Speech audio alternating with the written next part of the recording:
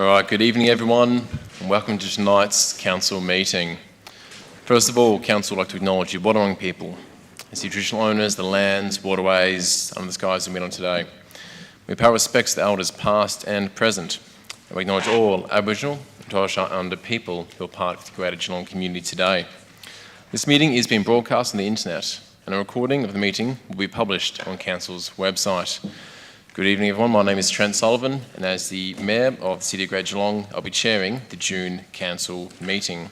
Thank you to everyone who's here with us in person today, and everyone who is tuning in via the live stream. It is fantastic to be joined by so many people, and we look forward to getting to your questions during the Q&A segment of our meeting. Now, last week, unfortunately, saw the end of an era at the City of Greater Geelong, with one of our longest serving employees bidding us farewell. Some of you who have been regular attendees at council meetings over many years may have met the wonderful Marie Leach, who had been with the city for an incredible 38 years, having commenced at the Shire of Barrabool and the Shire of South Barwon before joining the newly formed City of Greater Geelong following amalgamation. Marie has shown an unwavering commitment and dedication in her role as a Governance Administration Officer. Marie missed only a couple of council meetings throughout her entire time with the city, meaning she would have attended in excess of 500 council meetings, which is an astonishing feat. Among many of the things she did throughout her time was to ensure our agendas and minutes were always highly accurate and supporting council operations and enabling our meetings to run smoothly. So on behalf of the council, I want to express my sincere gratitude to Marie and wish her all the well and all the best in the next chapter of her life. Yeah, well, it was Marie.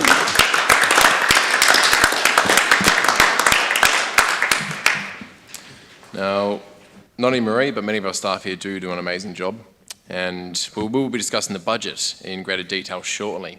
But I just want to take a quick moment to thank our finance team, led by Darren Schultz and Sean Owens, for their work in producing the 2024-25 budget, along with the executive and the council group.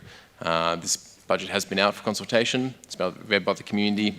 We received a lot of feedback, a lot of submissions, and we're very proud of what we're putting forth for adoption tonight. We thoroughly believe it's a budget that provides for the entire community. Now tonight we also have our youth councillor, Mayor Hati Mo-Tiotuma, here, who will present the council this evening with the Youth Council's second report, detailing the activities, discussions and preliminary works on previous report that was in March this year. I now ask the Junior Mayor to come up and we'll do a presentation before we get into Q&A.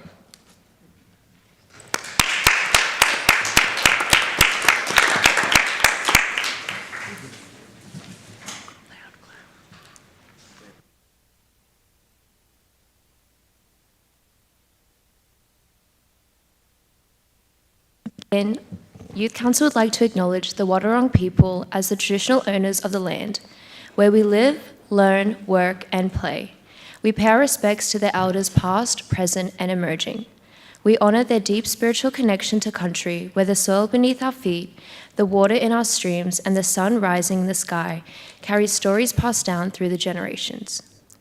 We walk alongside Wadawurrung people and the wider First Nations community to build an inclusive and respectful community and to preserve country, so it can thrive for generations to come. We extend our acknowledgement to all First Nations people who are part of our Greater Geelong community today. Good evening. Mayor Sullivan, Greater Geelong councillors, CEO, and directors, Geelong Youth Council representatives and community members here tonight. Tonight, I will provide council with our input and advice on the topic of vape use among young people in Geelong. Access to vapes and the use of vapes continue to be a growing problem for young people in Geelong. The data suggests that 1 in 3 young people between the ages of 13 and 17 are reported to have tried vaping in Australia. However, in our opinion, this number is far greater. Over the past few months, we have heard from Barwon Health's Healthy Communities team regarding vape use among young people, including the harms of vape use, their addictive nature, and the emerging research demonstrating the prevalence of vape use among young people. Youth Council appreciated the opportunity to influence Barwon Health's marketing campaign, Escape the Vape, where we were able to discuss marketing tactics that might impact young people's decisions to pick up a vape. After engaging in these conversations with Barwon Health, youth council members have been discussing what they have observed across their schools and communities. Some of the more concerning observations include seeing children as young as 8 using vapes, seeing their peers selling vapes on Snapchat at reduced prices, and observing many teenagers regularly purchasing vape from vape and tobacco stores across Geelong. Furthermore, vape and tobacco stores are selling a range of items, including lollies that attract children and young people into the stores.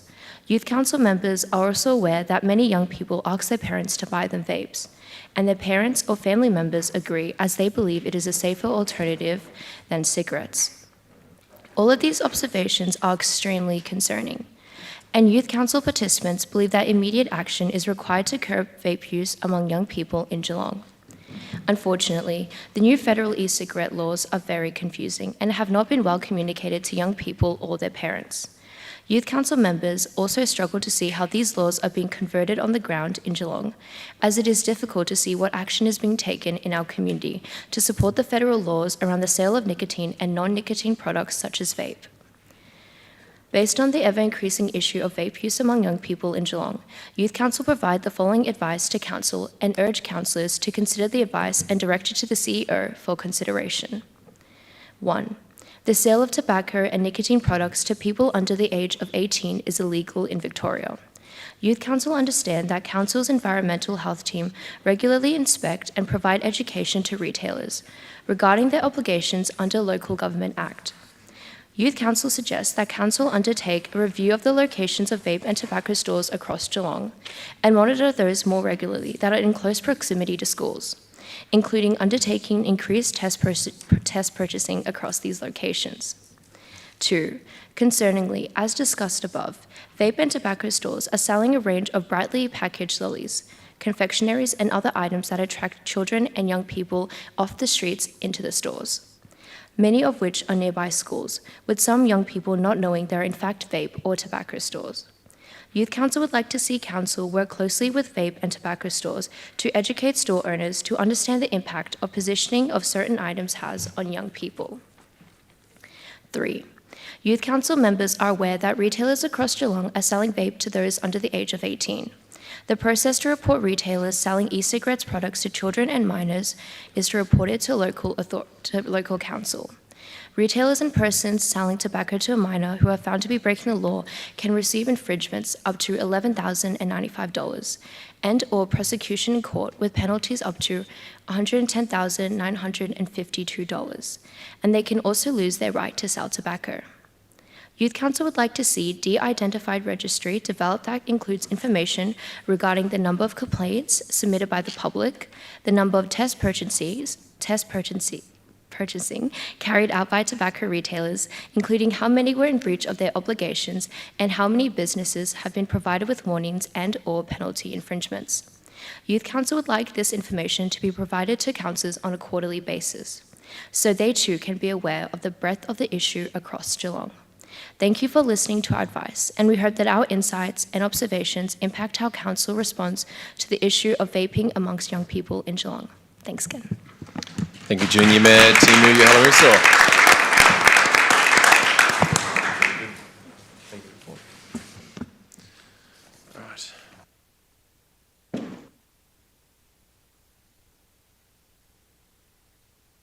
Right. Councillors, are we asking for strict adherence to speaking time limits tonight? Councillors, we have the following request for leaves of absence to consider this evening as well. The first leave of absence is that it be granted to Councillor Wilkinson from the 29th of June 2024 to the 14th of July 2024 inclusive. Can I have a mover and a seconder, please? Moved Councillor Mason, seconded Councillor Murray. All those in favour? Thank you. All those against? That's carried.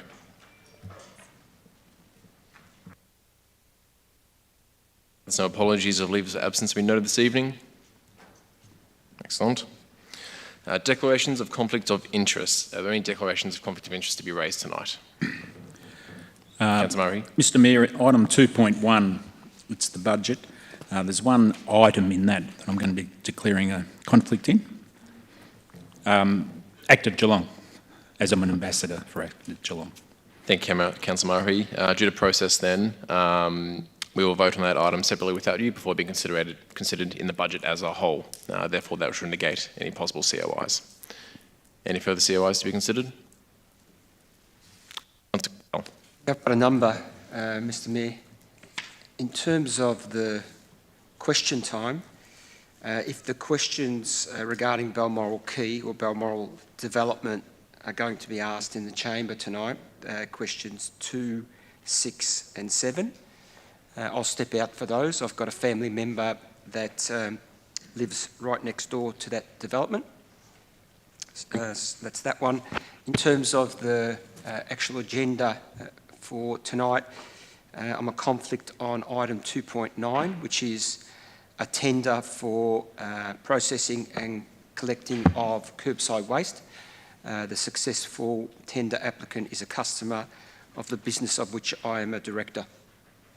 Councillor Contel, they are noted. Moving on to the Deputy Mayor Aiken.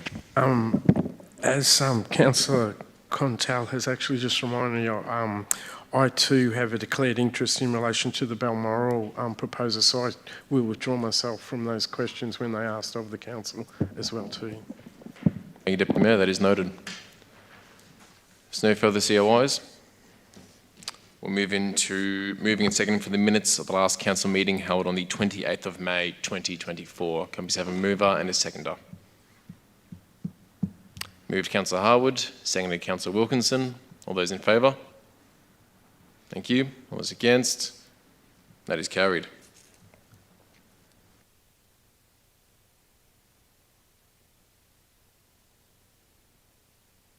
All right, next we have public question and submission time. So this is a part of the meeting that's specifically available for questions and submissions rather than as a forum for discussion. In accordance with our policy, time will be set aside, providing for each person to address the council for 3 minutes per question or submission, with no more than 2 questions asked or submissions made per person. A maximum time of limit of 3 minutes applies to each question asked or submission made. Questions and submissions that were provided in writing prior to the meeting will be considered first. For those who have pre-submitted questions but not present tonight, responses to your questions that have been published on Council's website, and they will also be emailed to you. So it's important to note that all councillors have a copy of these questions. So now I'm just going to go reading through all the submissions we received and that state the name as well and the topic, so they're on public record, and then I'll be asking people to come up and speak to them. So tonight we have 7 pre-submitted questions from community members from Barry White, Serendip Sanctuary, Rosemary Kiss, Balmoral Quay Development, Leanne Wingard, Serendip Sanctuary, Vicky Perrott, tender T23000082, Chrissy Freestone, Trees on Private Land, Julie Hannon-Smith, Balmoral Quay Development, Peter Yeager, Balmoral Quay. Can I please have a show of hands, everybody whose names I've just read out if you're here? Thank you. I'll now go through that order again and invite Barry White up.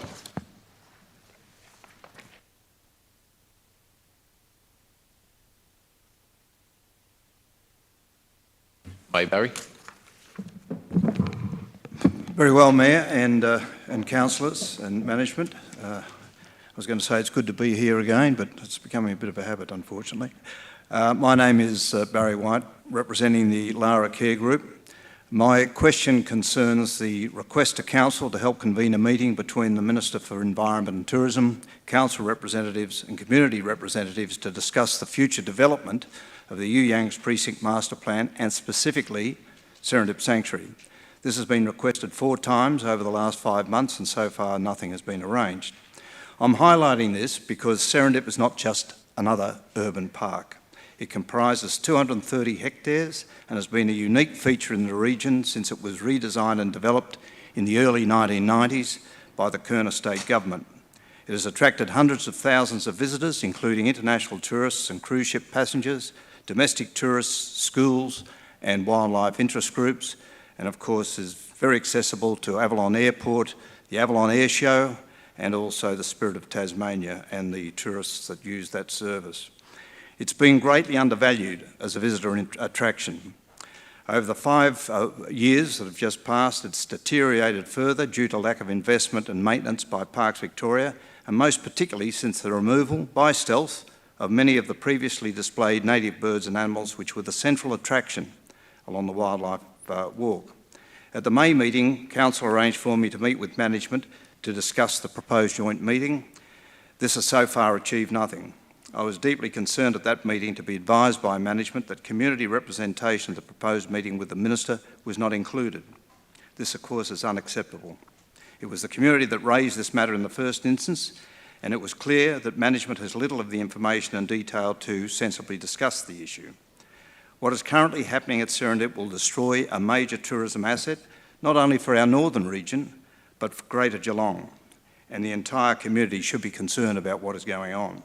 My question is, will Council treat this matter as urgent and a high priority and insist on the meeting between the Minister and or his office, Council representatives and community representatives at the earliest opportunity before we lose further value in what should be recognised as a major community asset? I conclude just by saying that should it prove difficult to arrange a meeting, may I suggest you remind the Minister of his statement of obligations under the Parks Victoria Act that included among his guiding principles, and I quote, "The community should be placed at the centre of park planning and management, and effective communication with the community and key stakeholders is critical to the successful development of major policies, management outcomes, initiatives and operations." Thank you. Thank you, Barry. So the City has requested to meet with the Minister Demopoulos, as you are well aware of, to discuss the future of Serendip Sanctuary as a major conservation, education, community and tourism asset. As a result of this request, the Minister's delegated representative and Environment Advisor scheduled an on-site meeting at Serendip for this month, but one was unable to make it at short notice due to change in their schedule.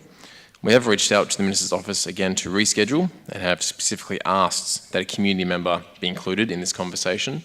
I believe you were emailed about that on Wednesday the 19th. We're still awaiting their response. We also understood you met with CEO of Tourism Greater Geelong and Ballerine and the City's Executive Director for Placemaking since last Council meeting to discuss these matters. I've also reiterated this request to the Minister in person. We have extended now multiple requests for this meeting. Unfortunately, we cannot force them to attend. Thank you very much, Mayor, and it would be very disappointing if the Minister doesn't treat the community with the respect that it deserves and is specified in the Act. Thank you. Barry. Rosemary Kiss. Is Rosemary here? Oh, sorry, Belmore. Yep, there's a topic here that two councillors have to move themselves to the conversation of.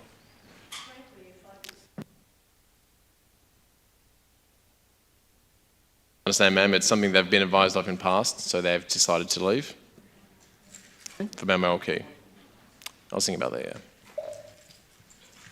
I don't think either of the things I'm saying are matters of private I understand, Rosemary. I understand. or benefit, but fair enough. Rosemary, I assume? Sorry? Rosemary, I assume? Yes, I'm Rosemary Kiss. Pleasure to meet you, Rosemary. How are you?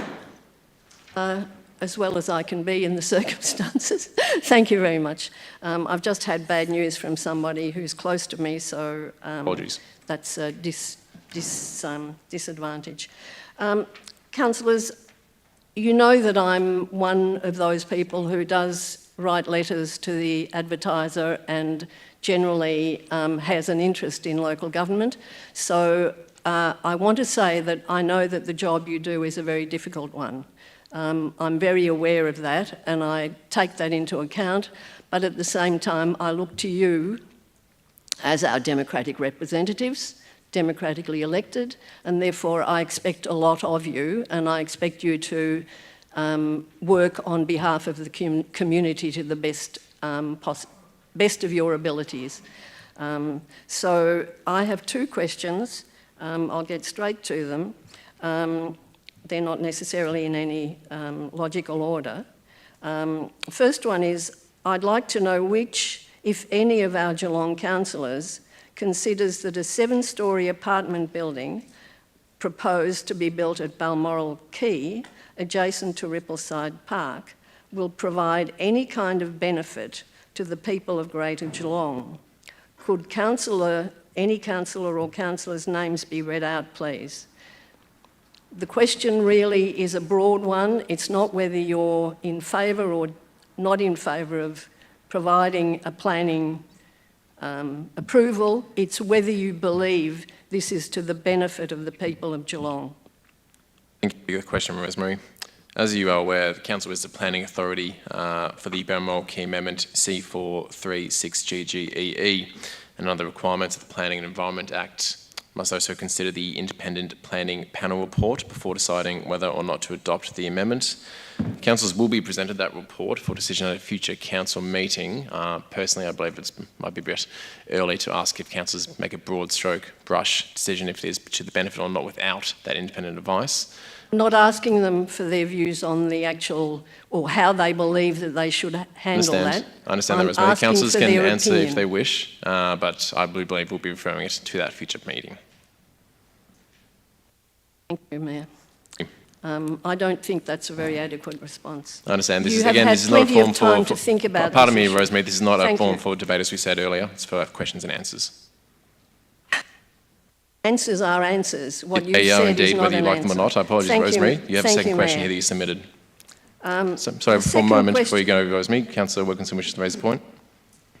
Thank you, Mayor, and thank you, Rosemary, and thank you for asking that direct question, especially in context of how you're feeling tonight.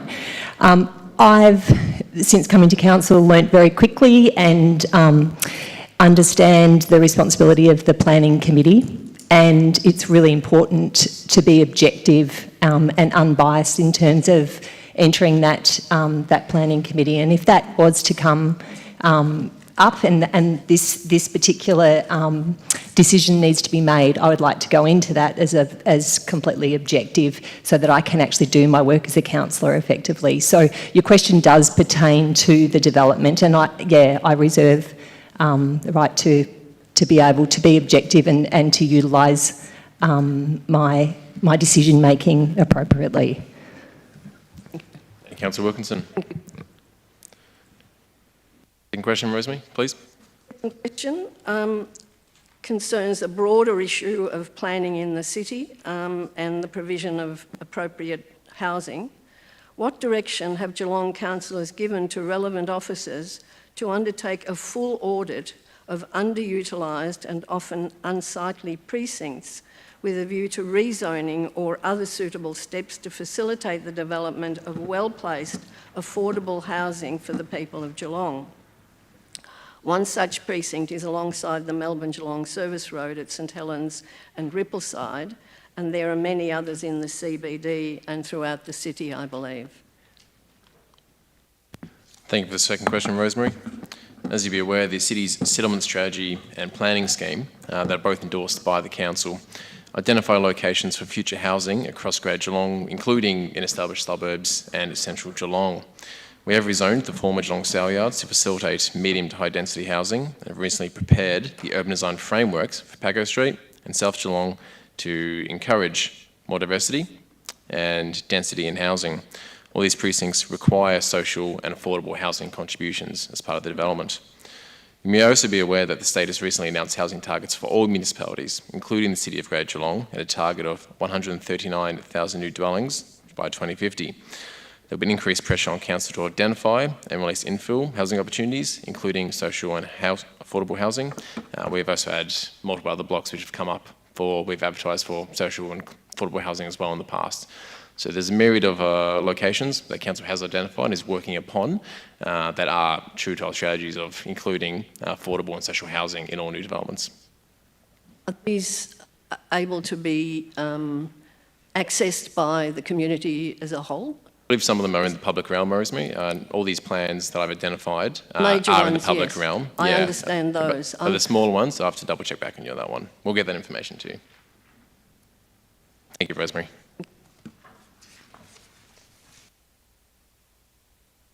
I'm not going to skip over anybody, but I'm just going to go to all the ones which are relating to Balmoral Quay, so I can get the other councillors back in to consider the other ones. So I'm just going to go ahead and then come back. Julie Hannon-Smith. Is Julie here this evening? Oh, there we are. How are you, Julie? Not too bad, although I'm missing my grandson's karate presentation tonight to be here. But such is the importance of this topic, and as you are well aware, my questions are going to be regarding C436 GGEE Balmoral Quay Stage 5. I'm aware that some newer councillors may not be across some of the material, so I'm just going to preface a couple of things before the questions. In late April 2024, the Victorian Ministerial Planning Panel reported on Balmoral Quay Stage 5 applications from the developer who's seeking to almost double the height of the previously approved 4-storey Stage 5 apartment building. It's located by the Geelong waterfront in the residential area of Rippleside. So it's outside what you would consider the Geelong CBD.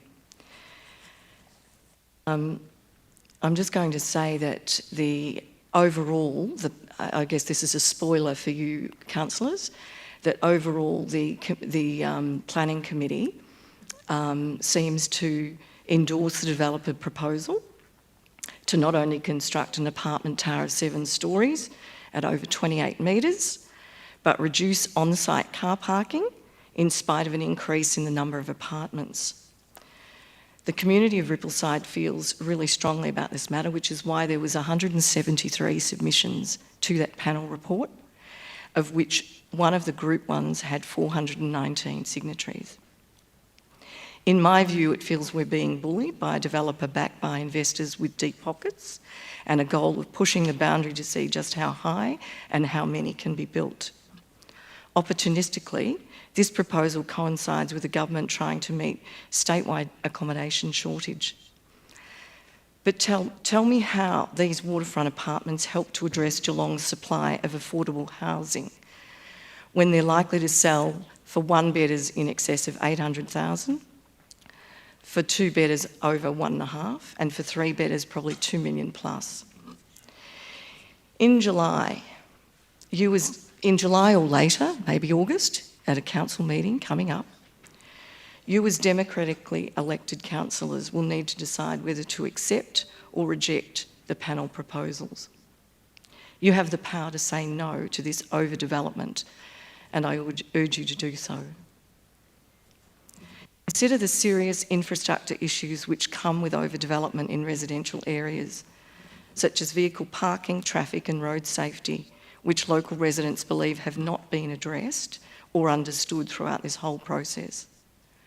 On behalf of local residents, I invite you to come and meet with us on site, if you haven't already done so, and personally review the issues of this site with us.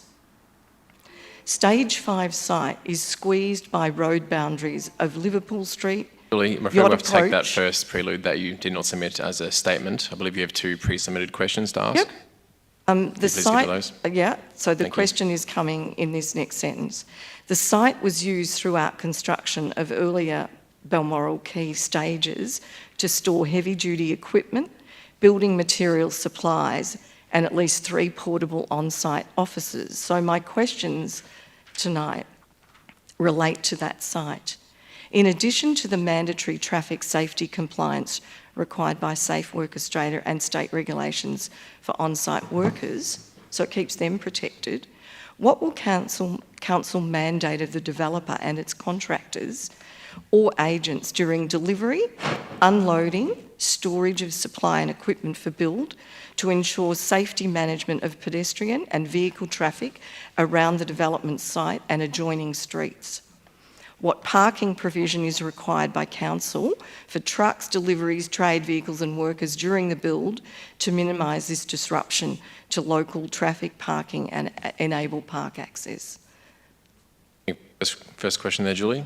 I'll go to our Executive Director of Placemaking for the answer to the first one.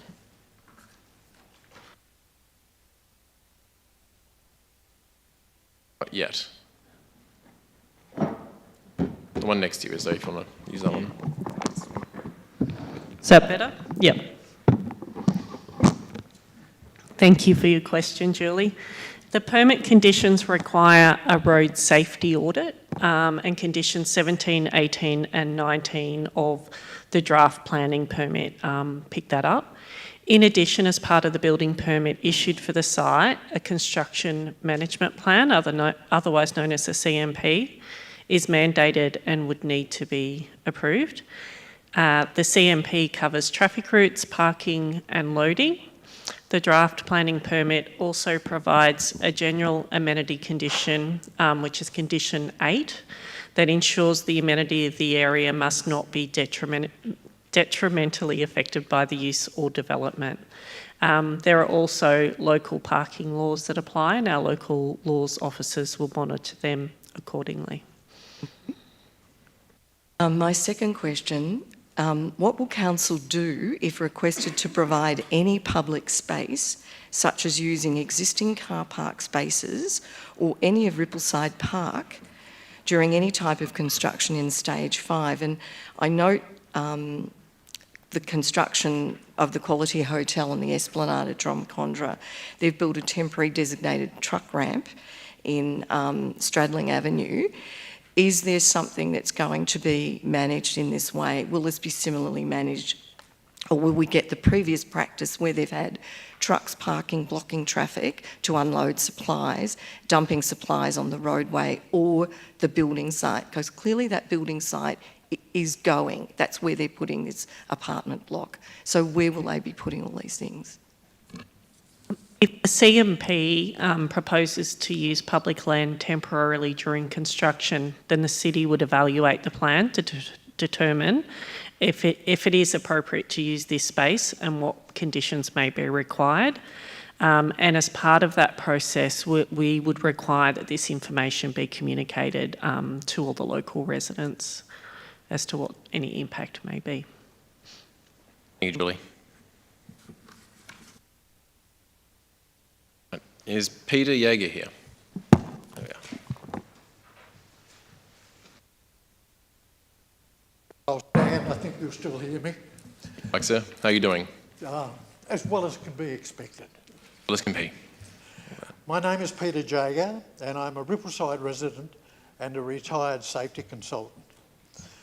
The Council requested community input in regard to Balmoral Quay Stage 5.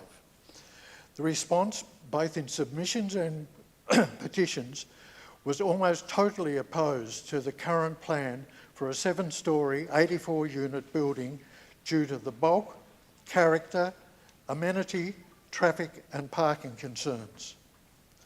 The requirement for medium density housing in the district is much more suited to Packington Street or sale yards, where major arteries can safely accommodate the increased traffic rather than the residential Rippleside streets. Along traffic engineering continue to rely upon old survey results, that is a decade old, stating that little has changed in Rippleside. Yet this is ignoring the impact of the additional residents and vehicles from completed stages 1 to 4, in addition to the increased Rippleside dwellings from duplex developments throughout the suburb. The vehicle access and egress from stage 5 onto Balmoral Crescent, on a blind corner I might add, presents obvious health and safety concerns. A blind man on horseback can see this. If councils are really interested in the community responses, the project cannot proceed as planned. Or if this is just a tick-the-box exercise and the plans proceed, the detrimental effect will impact the community for generations, and the community perception that council is in bed with the developer will be realised. As stage 5 is too big for Rippleside, will the council demonstrate they are really interested in community opinion and reduce the size of this monolith? That is my question. Thank you for the question there, Peter. I believe your concerns have been well expressed and are noted not only by the council but by the community as well. I can't give you an answer right now as to councils will decrease the size of this application, as we can't do that until the full report is in front of us, which I believe will be the next council meeting. But your question is noted and we appreciate you coming tonight to share your sentiment with us. Thank you for your time. Now ask that our other councillors rejoin us.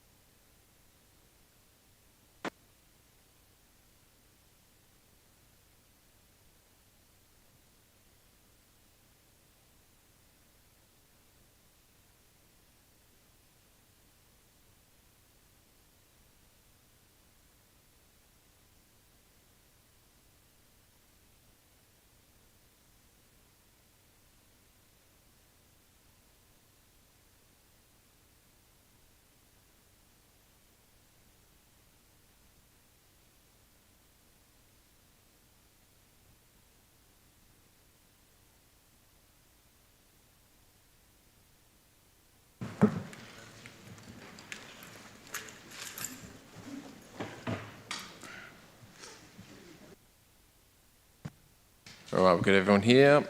Is Leanne Wingard with us tonight? Leanne? Vicky Parrott. There we are.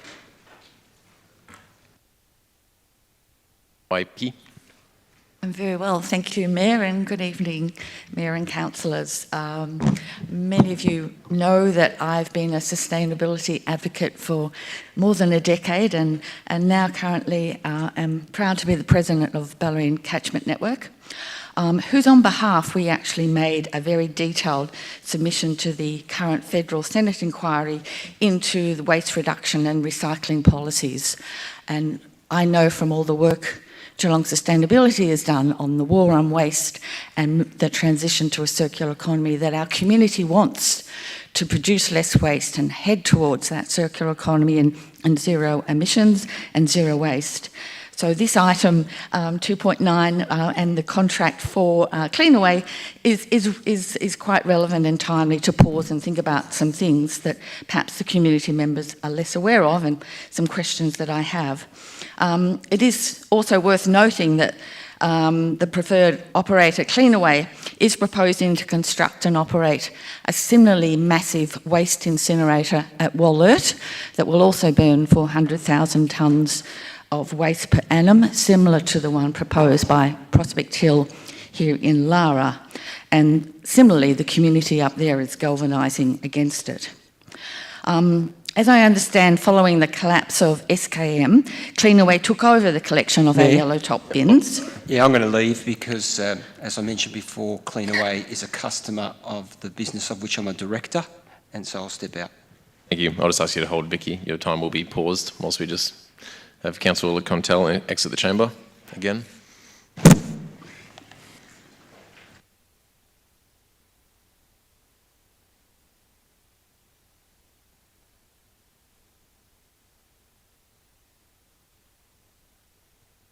Please continue, Vicky. Thanks, Mayor. Yeah, I'm not criticising who you're awarding the contract to, but it's more a broader issue that when our local MRF closed, the change resulted in all of our commingled recycling being sent to Melbourne for processing. And this has added significant transport emissions and also taken away the chances for those jobs in the recycling sector from our region. So I was just curious to ask how many jobs have been lost by the change? Does the city want to establish a materials resource recovery facility in this region? If not, perhaps why not? And if yes, how is the city advocating to the state government, to the contractor, elsewhere, in order to develop this key infrastructure requirement? Thank you for your question, Vicky. There was a lot of operation matters in that, so I'll go to our Executive Director of Corporate Services from the City. Thank you, Mr Edwards. Thank you, Mr Mayor. So with reference to your questions regarding... So you just in the microphone, mate, please. So with reference to your questions regarding the jobs lost to SKM, Ms Perrott, unfortunately we're not able to obtain this data as SKM no longer exists. In 2019, Cleanaway acquired the assets of SKM Recycling, including a local transfer station for curbside recycling in South Geelong.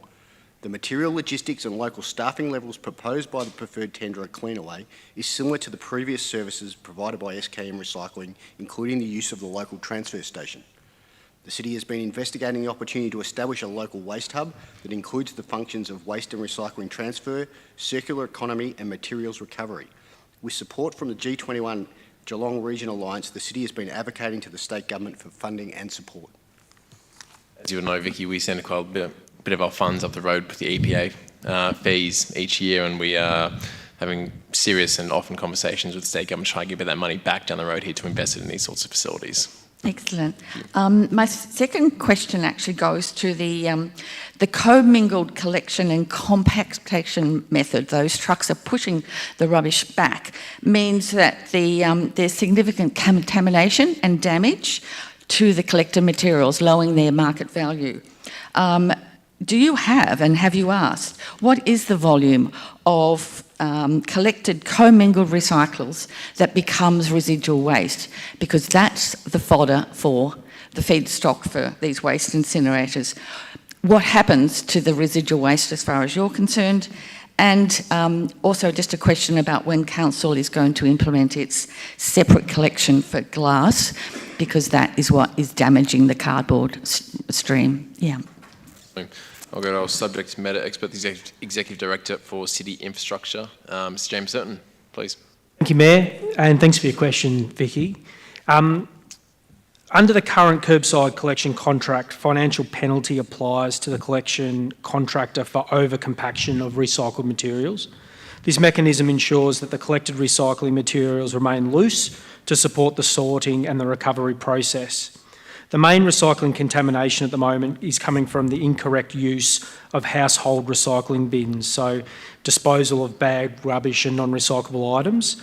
The current contamination rate at the moment in the City of Greater Geelong is approximately about 19%, and this non-recyclable portion is sent to landfill. In order to reduce our recycling contamination rate, the City has received a grant of $91,800 from Sustainability Victoria, and this will launch a new household recycling education campaign, which will be released in the coming months. The City's also been working with the State Government on the implementation of the curbside glass collection service, and the plans are for this to be rolled out by 2027. Thank you, Vicky.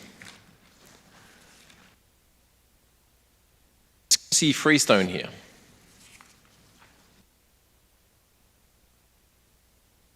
Just get Councillor Contell. How are you, Chrissy? Very well, thank you. Good evening, Mayor Sullivan and councillors.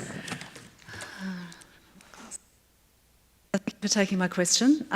At February's council meeting, the officer report for planning controls for trees on private land was tabled and endorsed with the revised resolution for commitment to engaging directly with community organisations and the broader community to explore options available to strengthen tree protection on private land.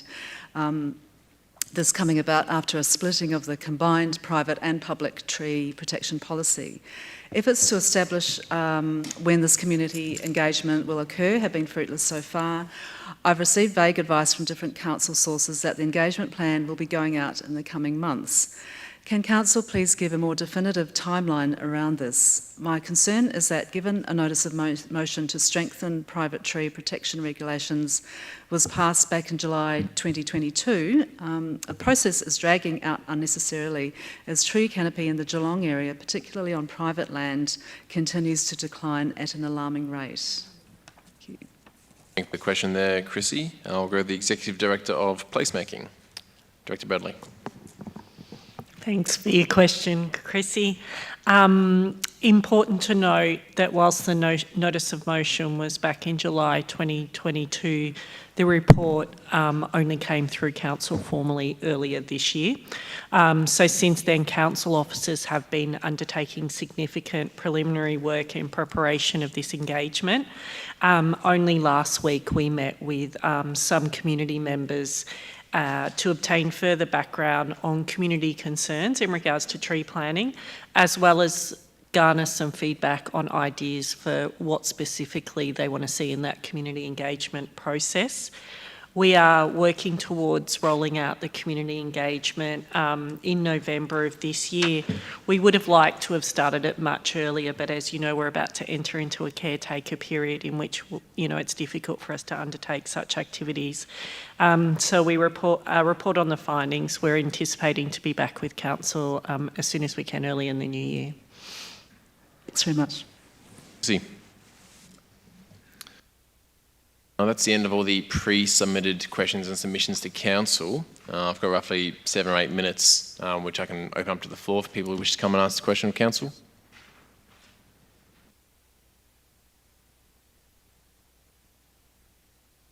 Sir?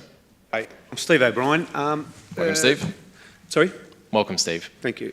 Yeah, a couple meetings ago, I asked a question: how much was the how much it cost the ratepayers to paint the rainbow flag on Yarra Street? And I was told I was put on notice, and I was going to be emailed, but I haven't received a figure on how much that was. I was just wondering whether you'd be able to tell us tonight how much that cost was. We don't have that information on hand at the moment, Steve. I apologise that you didn't receive that follow-up information as you were promised. We'll have to get your emails, details, and actually make sure the information does get through to you. And just another quick question. In comparison to that cost, how much was spent on the homeless problem in Geelong from the council? Get that information, sir. Okay, sorry? We can get you that information, sir. Please do. For questions on notice. And I've also got a document to serve on the CEO as well. We'll hand that to the gentleman over to your right. It'll be passed around. Thank you. We've got a couple of minutes. Any other further questions on the floor? Please, sir. Thank you, Mayor. I don't believe you need any introduction, sir, but everyone coming up from the floor must just get your full name for you, for the public record. Yes, my name is Charles Street. I'm president of No Waste Incinerators in Lara and Greater Geelong, from Lara. My question relates to the meeting that you're trying to have with Minister Dimopoulos, the Minister for the Environment. And I'm just wondering if you, when you get that meeting, I certainly encourage you to do that. When you get that meeting, could you put the Lara Big Incinerator project on the agenda, please, with him?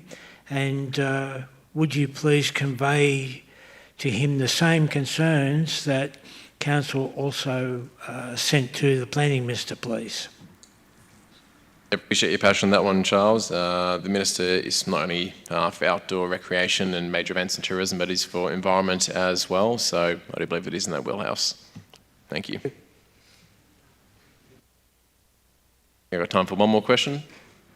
Sir at the front, please. G'day all, my name is Dean Vella, resident of Geelong West. Dean. Just out of interest, is there any inquiry into the expenditure of your current HQ of $200 million, and how do you justify a building that is currently empty? There's no investigation. We'll take your question on notice and give us information that we can.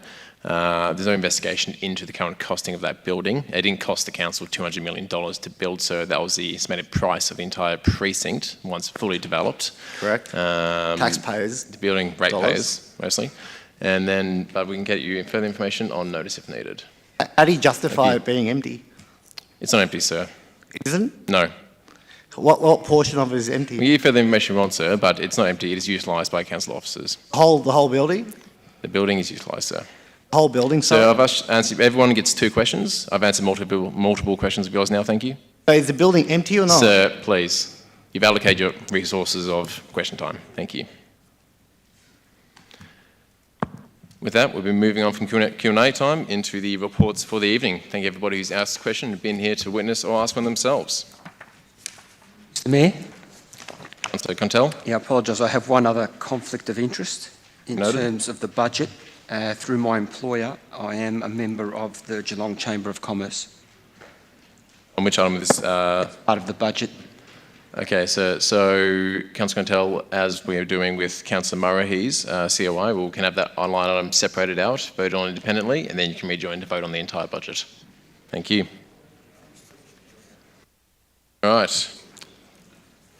Petitions and joint letters. I believe tonight we have received a petition from members of the public that they wish to table. Is David Marks here this evening? Please, David, come forward.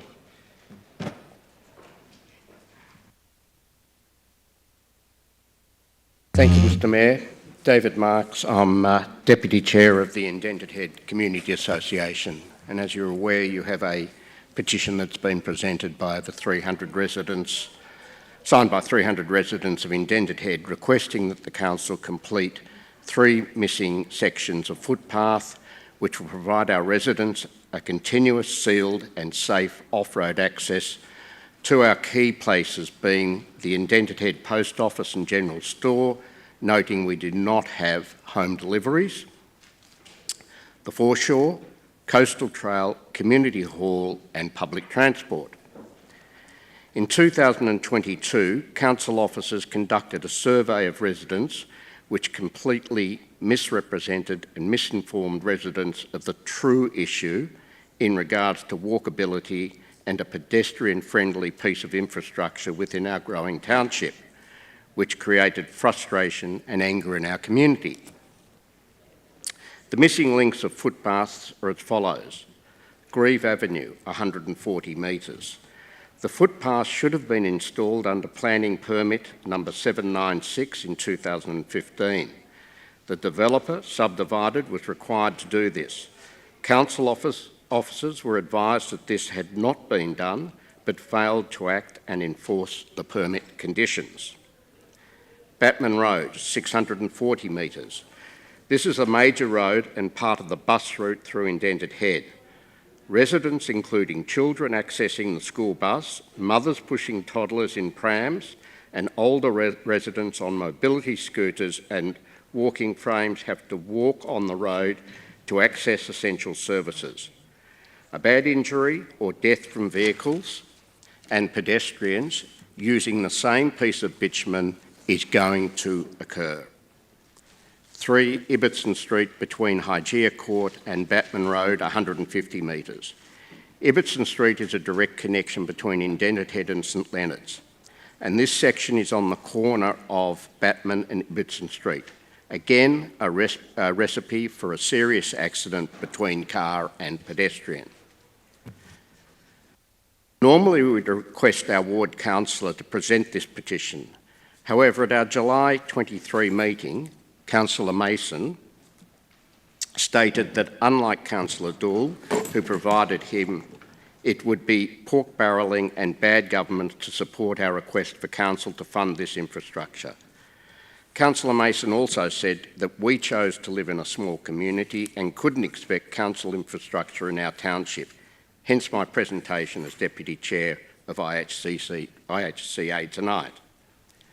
Finally, council needs to do the right thing by the Indented Head community, and with the overwhelming support of residents, as the petition proves, reallocate the previously budgeted $125,000 for design, and then budget your proportion of the capital for the works. We require you then approach the state government and Libby Corker at federal level for the remaining funds to achieve a circuit of footpaths to ensure residents can safely walk to the general store to collect mail, access the foreshore, community hall and public transport. As an addendum, this petition has been initiated with the full backing of Libby Corker and Alison Marcham, who will support it and will be keenly followed. It'll be keenly followed by them post this presentation. Thank you. Thank you, David. Consider your petition tabled. Thank you.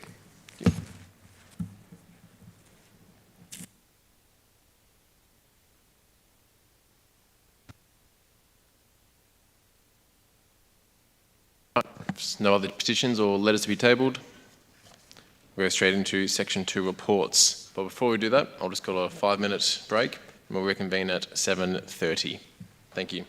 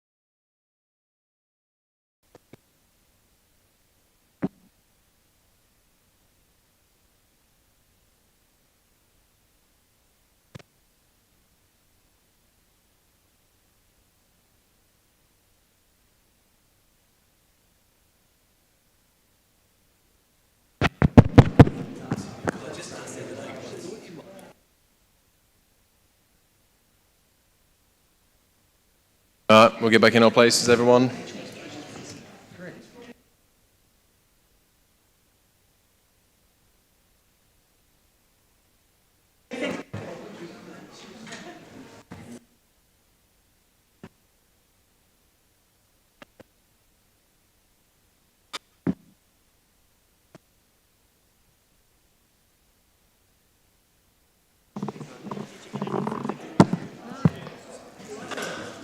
Councillor Nelson, if you can just grab Deputy Mayor Aiken for me, please.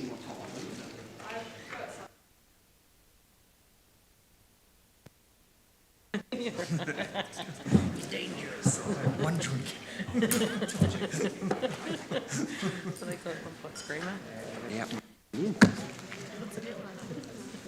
He's at a stroke.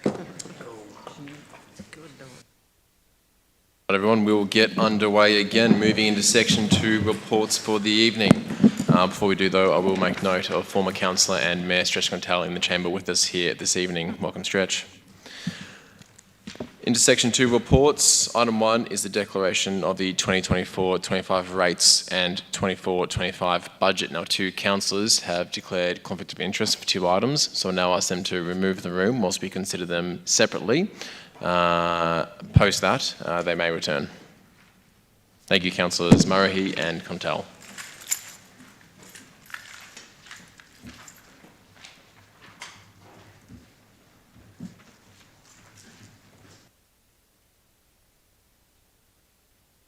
The 2 councillors have declared conflict of interest on 2 items. We split them out now.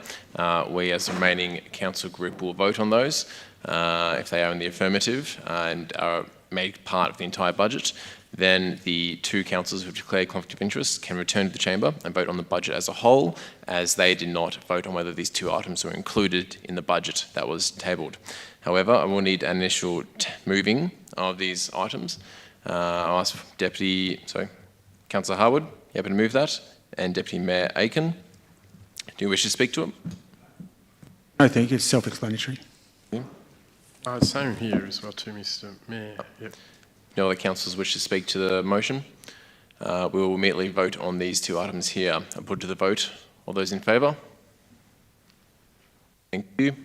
All those against? They are included. So Councillors Murray and Contell may now return to the chamber.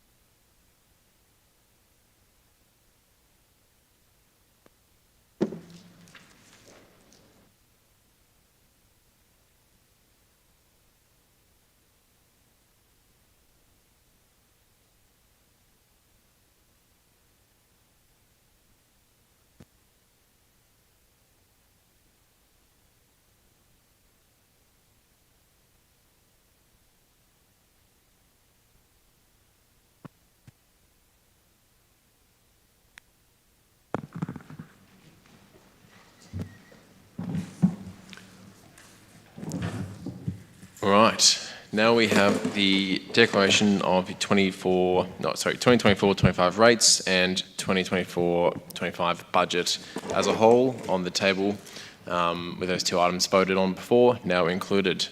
I'll go to a mover in Councillor Harwood, seconded by Deputy Mayor Aiken. Councillor Harwood. I believe there's an amendment. Councillor Wilkinson? Sorry, Hathaway. The other one, You're sorry. over there. Yes, thank you. There is an amendment. Do I just foreshadow that now, or do you want me to? Just if you can just quickly say what is in 1 sentence, so I can then go to a seconder. Yeah, so there's amendment. There would be a new point 6. I'd say it's up on the screen in red. All right, and I guess you got a seconder in that to that amendment in Councillor Wilkinson. Yep, thank you. All right, Councillor Hathaway, you may speak to it. Thank you, Mr. Mayor. So this amendment is requesting that the CEO undertake a review of the pricing and operational models for the Norlane Arc Aquatic Facility in Civic Hall as part of the 2025-2026 budget to maximise local postcodes of 3214, 3215, affordability, usage and access of these facilities. This amendment is in response to a lot of feedback that myself and the Deputy Mayor have been receiving from residents in those postcodes. Very excited about having a new facility in the north, and we certainly utilised data from those suburbs, particularly around poor health outcomes, to access state and federal funds to build the facility. But we are hearing back from residents that the cost of accessing is prohibitive, particularly from those that live in the Norlane-Corio area. So if this is something we can keep an eye on and seek to review and maximise as much participation in the immediate area as possible, I'm sure residents in the north would be grateful for that support. The Hathaway, Councillor Wilkinson.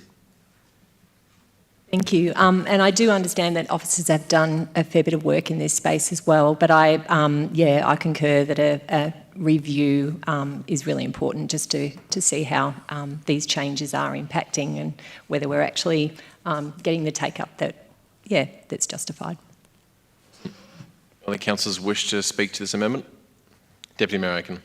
Thank you very much, Mr Mayor. Look, thank you, Councillor Hathaway and Councillor Wilkinson. Councillor Hathaway and I have actually been working very closely with the administration, the now dissolved Norlane ARC Community Liaison Reference Committee, and essentially a common theme that came up regularly is the issue about affordability and the local community actually being able to access the significant investment that's been made in the northern suburbs at the Norlane ARC. What we have found is that we actually do need evidence to be able to make the correct decision, and in fact, I think that what we find at Norlane will actually also resonate with other parts of Geelong as well too, in particular Newcombe and the splashdown facility. And as a consequence, it is really important that we actually encourage the organisation to collect the data over the next 9 to 12 months and actually look at, are we creating these facilities accessible to those that are most need and will get the most benefit from them? And if they are, what are the constraints to those people actually using those facilities? And if it is about price, we really do need to actually develop a targeted assistance program. And I'm pretty confident that if it works in the northern suburbs of Geelong, it certainly will work in Newcombe as well too. So I look forward to, if I'm a councillor or I'm not a councillor, at next year's budget to actually see what evidence and data has been established, and genuinely the organisation look at the issue of affordability, usage and access of these significant investments in our local community. Thank you, Deputy Mayor. Any councillors wish to comment? I'll put that straight to the vote. If in favour, this will become the substantive motion on the floor. All those in favour? Thank you. All those against? That is carried. So it becomes a substantive motion. Councillor Harwood. Thank you, Mr Mayor. Let's go back. Okay, the declaration of the 24-25 rates and the 24-25 budget. It's fair to say discussions started last year, as they always do, and were extensive, going through late 2023 through into 2024, a series of meetings, presentations, community engagements, community submissions, culminating basically in hopefully declaring the rates and budget this evening. Basically, it's to authorise the CFO to levy and recover the general rates and annual service charges for the council to basically have the cash flow to operate the business.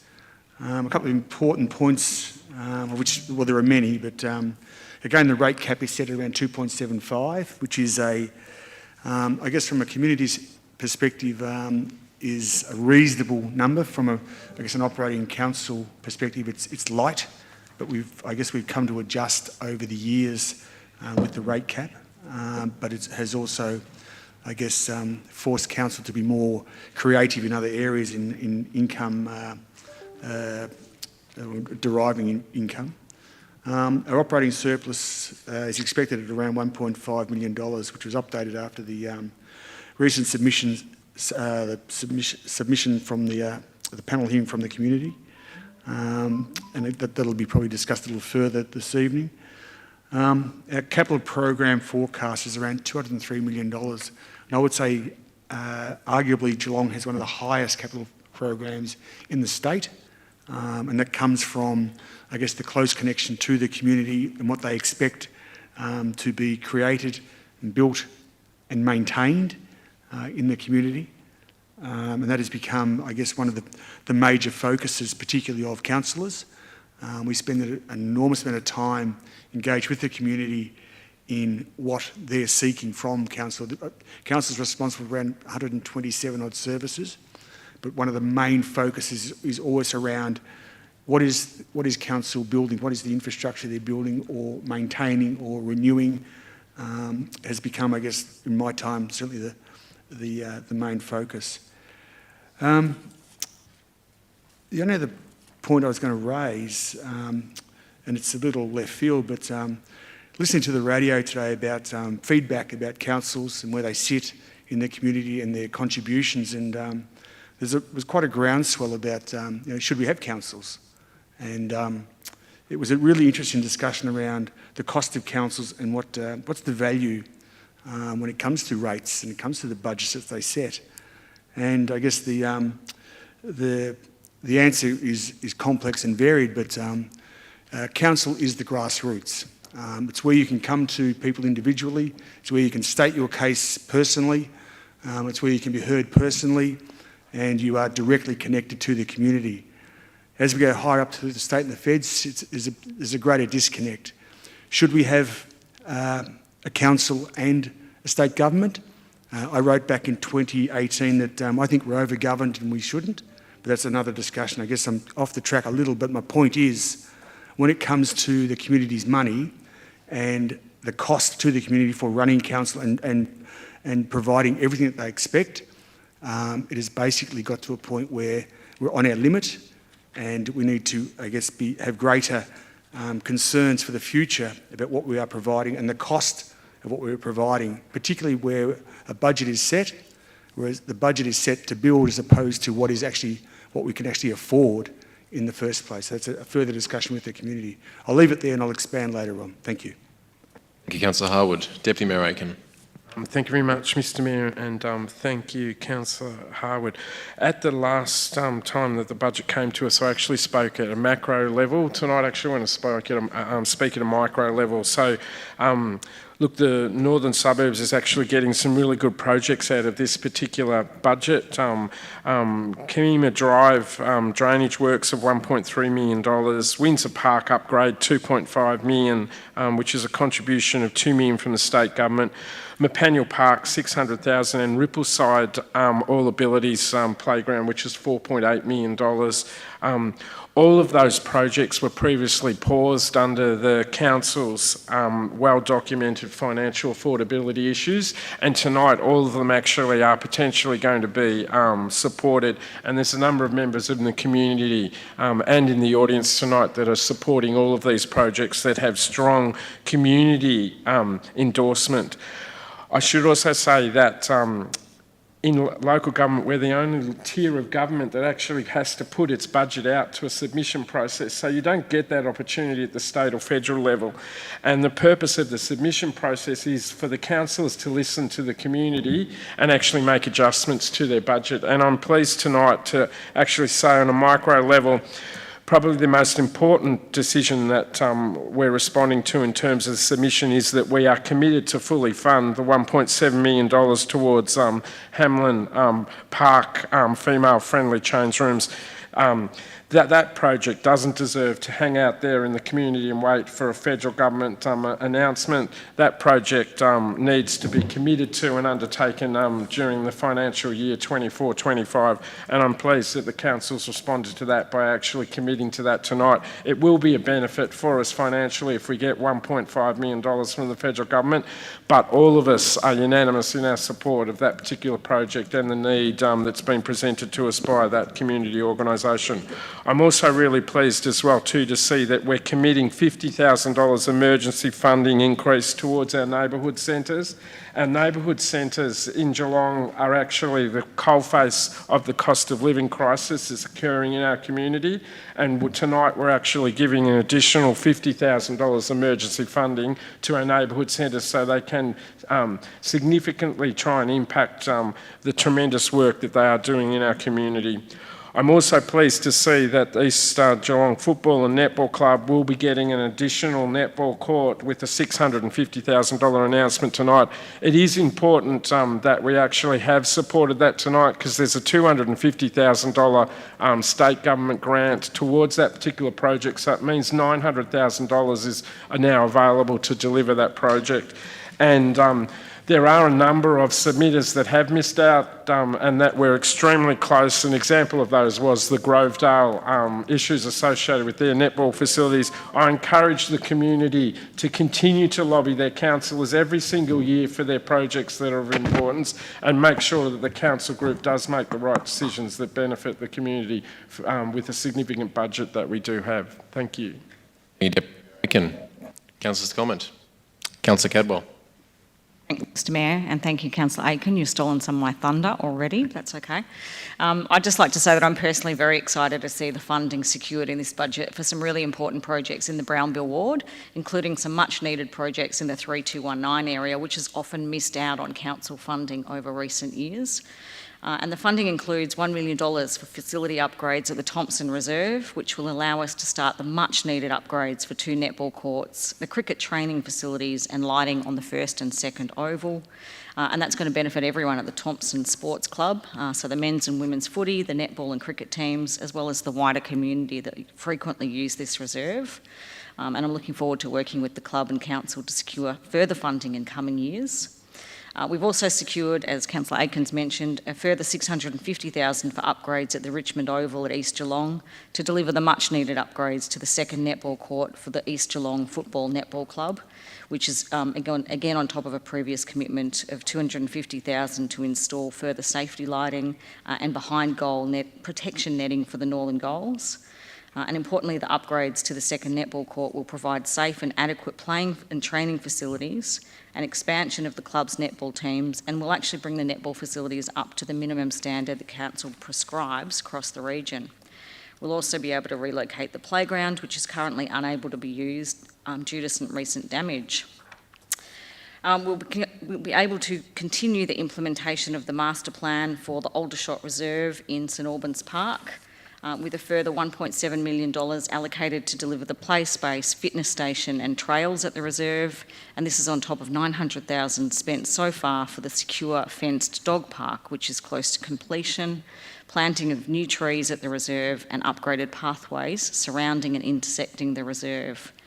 We'll install a new and much needed public toilet at the reserve, which is fantastic. I speak to local residents almost daily about this project, and after 20 years they're very pleased to finally see council acting on this project so that local families and dog owners and aged care residents at Tannock and Windsor Park can finally get the benefit of this reserve. We've also funded $600,000 for sports lighting and netting at the Grinter Reserve, the top oval and the netball courts, and the installation of behind goal protection netting at the bottom oval, which will benefit the cricket, football and netball teams at the Newcombe Power Football and Netball Club and the Newcombe District Cricket Club. And finally, restoring the balance of council spending on projects to benefit residents in the eastern part of the ward has been a strong focus of mine since I was elected last year. So I'd just like to acknowledge the submissions to this year's budget panel from the Breakwater Eagles, the Moolap Tennis Club, the Tanner Reserve Breakwater Group, the Newcombe Power Football and Netball Club, the Newcombe District Cricket Club and the Geelong Thunder BMX Club. I want to assure those community members that I'll continue to work hard on their behalf in the remainder of this current term. And finally, I would also like to acknowledge the funding of $1.7 million secured for the upgrades at Hamlin Park, which will allow us to build the female-friendly change rooms for the Bell Park Dragons, another much-needed project in the community. It's been really great to work closely with my fellow ward councillors, Councillor Cantell and Councillor Murray, who have both been passionate supporters along the way, and I commend them for their efforts, along with all councillors here present tonight, on behalf of the community that we all serve. Thank you. Thank you, Councillor Cadwell. Councillor Cantell.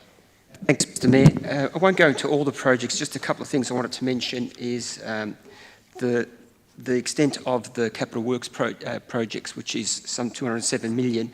And as I've said on many occasions, the great thing about local government in terms of capital expenditure is that we, despite what might be thought, we actually get the money out there quite quickly. And what that does is it obviously creates economic stimulus, creates employment for local people and also local contractors and suppliers. So I think that's really positive in terms of that. The rating strategy that we adopted some 3 years ago was also intentionally looking at commercial and industrial rates. And the plan was that we would continue to reduce the increases that we apply to that rating strategy. And that's occurred again this year. So for the third time, in successive years, we've had a reduction in the uplift of rates for commercial and industrial properties. Just a bit more specific, I guess, just to some of the projects. We've mentioned the Hamlin Park female-friendly change rooms. This is the one that I'm probably most pleased about. We know how much work has gone into this and the emotion and passion that we receive from the community. I know there's members from the Bell Park Dragons here tonight, which will be ecstatic that we're actually approving this funding as a line item in the budget. Should they be fortunate enough to receive funding from the Play This Way grant, all good and well. But this project will now be secured provided this budget is adopted tonight, and I'm pretty confident that it will be. Like Councillor Cadwell, I want to thank my fellow councillors for working with us, working with me, to try to achieve the outcome that I feel we will probably receive tonight for that community. And I know that the community as a whole will benefit from those facility upgrades. Just another couple of quick ones, because I can feel the bell's going to ring any minute. Not in my ward, but the Mulpunyal Park. I know Bruce Cohen's in here tonight. I know that community will be extremely pleased with the funding that's going towards the park, and we'll look forward to doing the swim with you again next year, Bruce. But I know that Bruce and the community just want to make sure that the actual master plan is right before we proceed, and we'll work with officers to make sure that they engage with the community to achieve that. There's also some great initiatives that will be occurring down at the waterfront with the asset renewal of some $2.15 million down there. Those that use the waterfront, which I know there's many in the room that do, whether it's walking, socialising or exercising, will see that there's areas that are quite tired down there now. This will be a welcomed injection, and of course the Landy Field Pavilion upgrade. The other thing that's extremely important, whilst it's not a line item in here for the Brownbill ward, is the continuation of the maintenance and repairs and the master planning for Packington Street. Whilst not in the budget as a line item, it is something that as councillors that we need to work with officers to make sure that we deliver on. Thank you, Councillor Contal. Councillor's comment? Councillor Murray. Thank you, Mr Mayor. Like most local governments, the City of Greater Geelong continues to face financial pressure, with our costs climbing at a higher rate than the state government's 2.75% rate cap. This budget achieves a good balance between financial sustainability and investment in facilities and services. In line with the 10-year plan put in place in 2021, commercial and industrial rates will continue to come down to help encourage and attract commercial activity within the region. Our capital projects budget, as a couple have already said, $203.9 million, and it's a staggering $748 million over the next 4 years. We have responded to community feedback after the draft budget release, and being 345 submissions made and changes in response to those, which included $650,000, as has been stated, for the much-needed second netball court for the East Geelong Football and Netball Club. I'm not sure if they're in the chamber, but congratulations to them. And the $1.5 million for the female change facilities. It says upgrade, but of course it's not an upgrade. It'll be a brand new facility at Bell Park. So congratulations to you guys, and I honestly mean that. I want to highlight a project in the Brownbill ward that's finally receiving the dollars required to complete this much required upgrade or renovation, whichever way it is, and that's the Chilwell Library. $1.25 million in this budget and $1.25 million in next year's budget. This project has been close a couple of times now, but I'm so glad to finally have it over the line tonight. A huge big thanks to Ling Dowling and her very passionate group of friends who have kept me on my toes with this project. Your patience has finally been rewarded. There's actually a plaque in that library, and it was opened on the 16th of July 1958. And apart from a refurbishment in 1993, there hasn't been much spent on it. So we're really excited about what that will bring for the Chilwell and Newtown community. I've got time, it's been mentioned, but the Landyfield Pavilion and Athletics Facility upgrade, it's an exciting project. The Riverside Playground, which has been mentioned, the Waterfront Basketball Court, the Aldershot Reserve upgrade that's been mentioned by Councillor Cadwell, the Thompson Reserve upgrade, and also long overdue, it's been in the queue, is the Queen's Park change room facilities in the Cardinia ward, but I wanted to give that a shout out. I want to highlight too the $4.478 million that is available in the community grants budget. And as a couple of councillors have already said, I want to thank my fellow councillors for the teamwork involved in getting this budget to this tonight.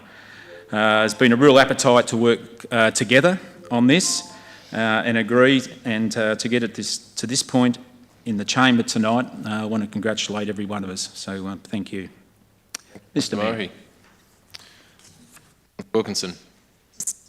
Thank you, Mr. Mayor. Just following on from that sort of gratitude, also wanting to thank council officers for the work they've done in this budget, and to thank community members who took the time to complete submissions as part of the budget process. I am really pleased that we've been able to fund a number of projects within the Bellarine ward, including keeping the Bellarine Aquatic Centre open.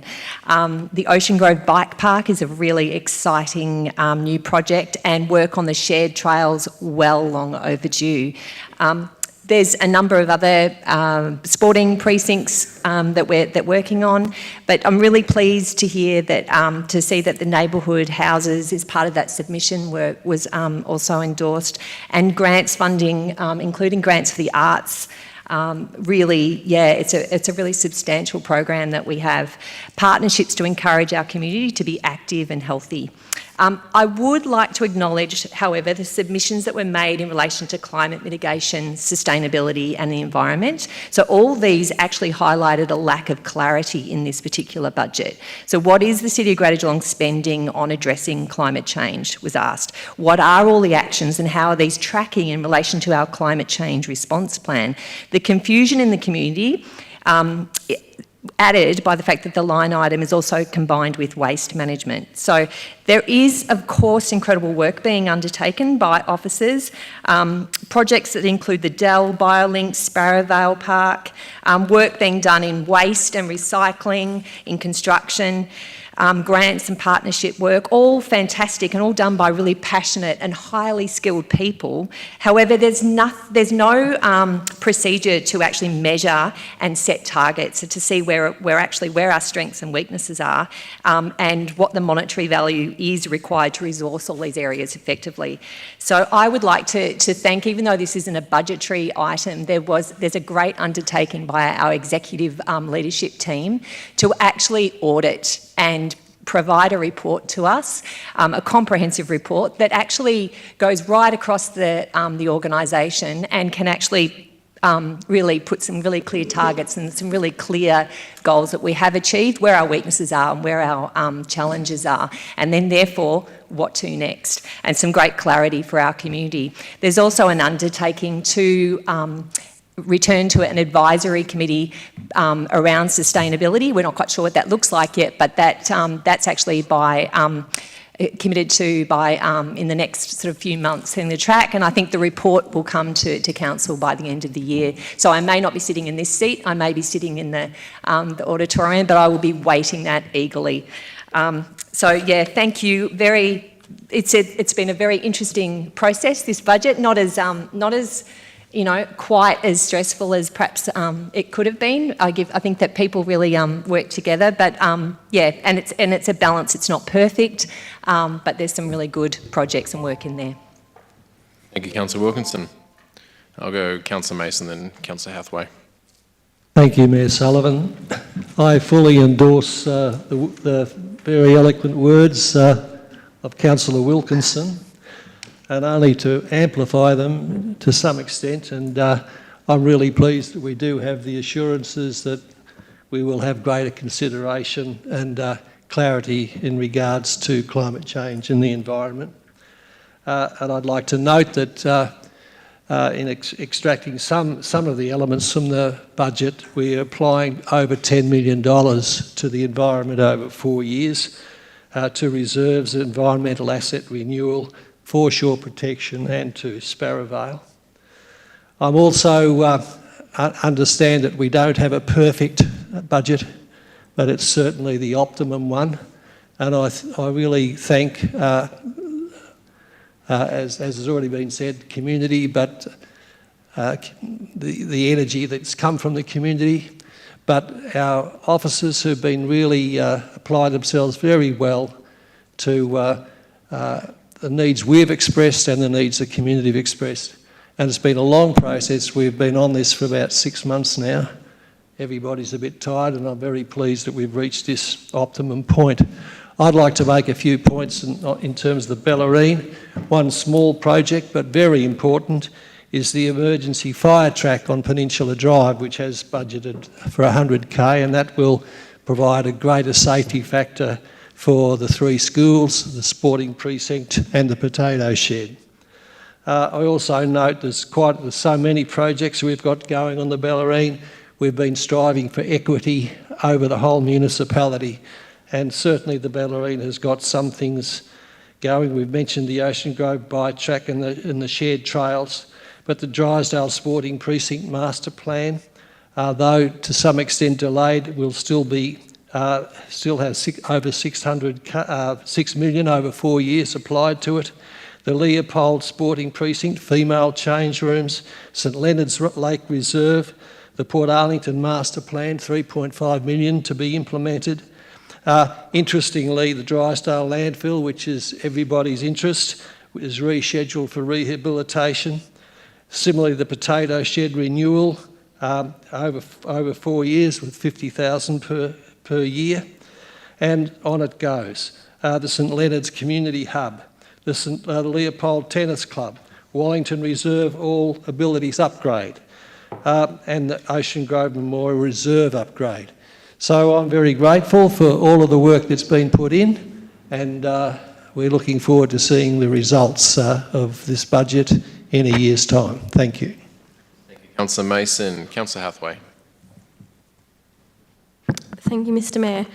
I'm also proud of the projects that have been supported in tonight's budget, which is hopefully voted up for the northern suburbs. In particular, I want to highlight the funding for the Norlane Community Centre.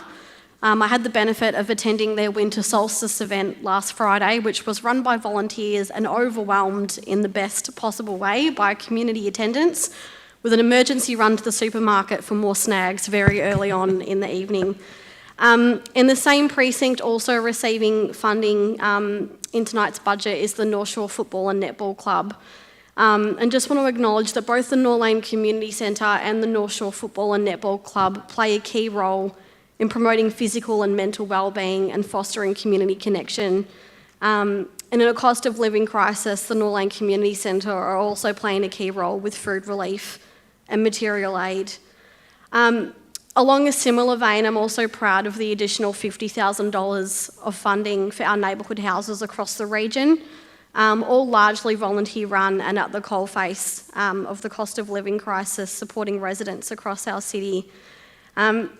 I guess to pick up on perhaps the tangent that Councillor Harwood raised about the role of local councils and the debate surrounding that, but I really want to acknowledge our service delivery and that we really, when I say we, I wasn't on council, but the collective we really heard the message loud and clear last year around libraries, around pools, and around those core services that the community expect from council. We've listened and I think we've responded with this budget. And I think all residents who were part of that campaign last year, who've engaged with us on the listening post this year, who came to the budget submissions process, should be really proud of the work that they've done.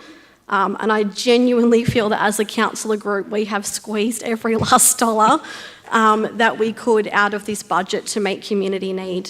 So yeah, thank you to everyone for their work on this. Thank you, Councillor Hathaway. Councillor Nelson. Thank you, Mr. Mayor.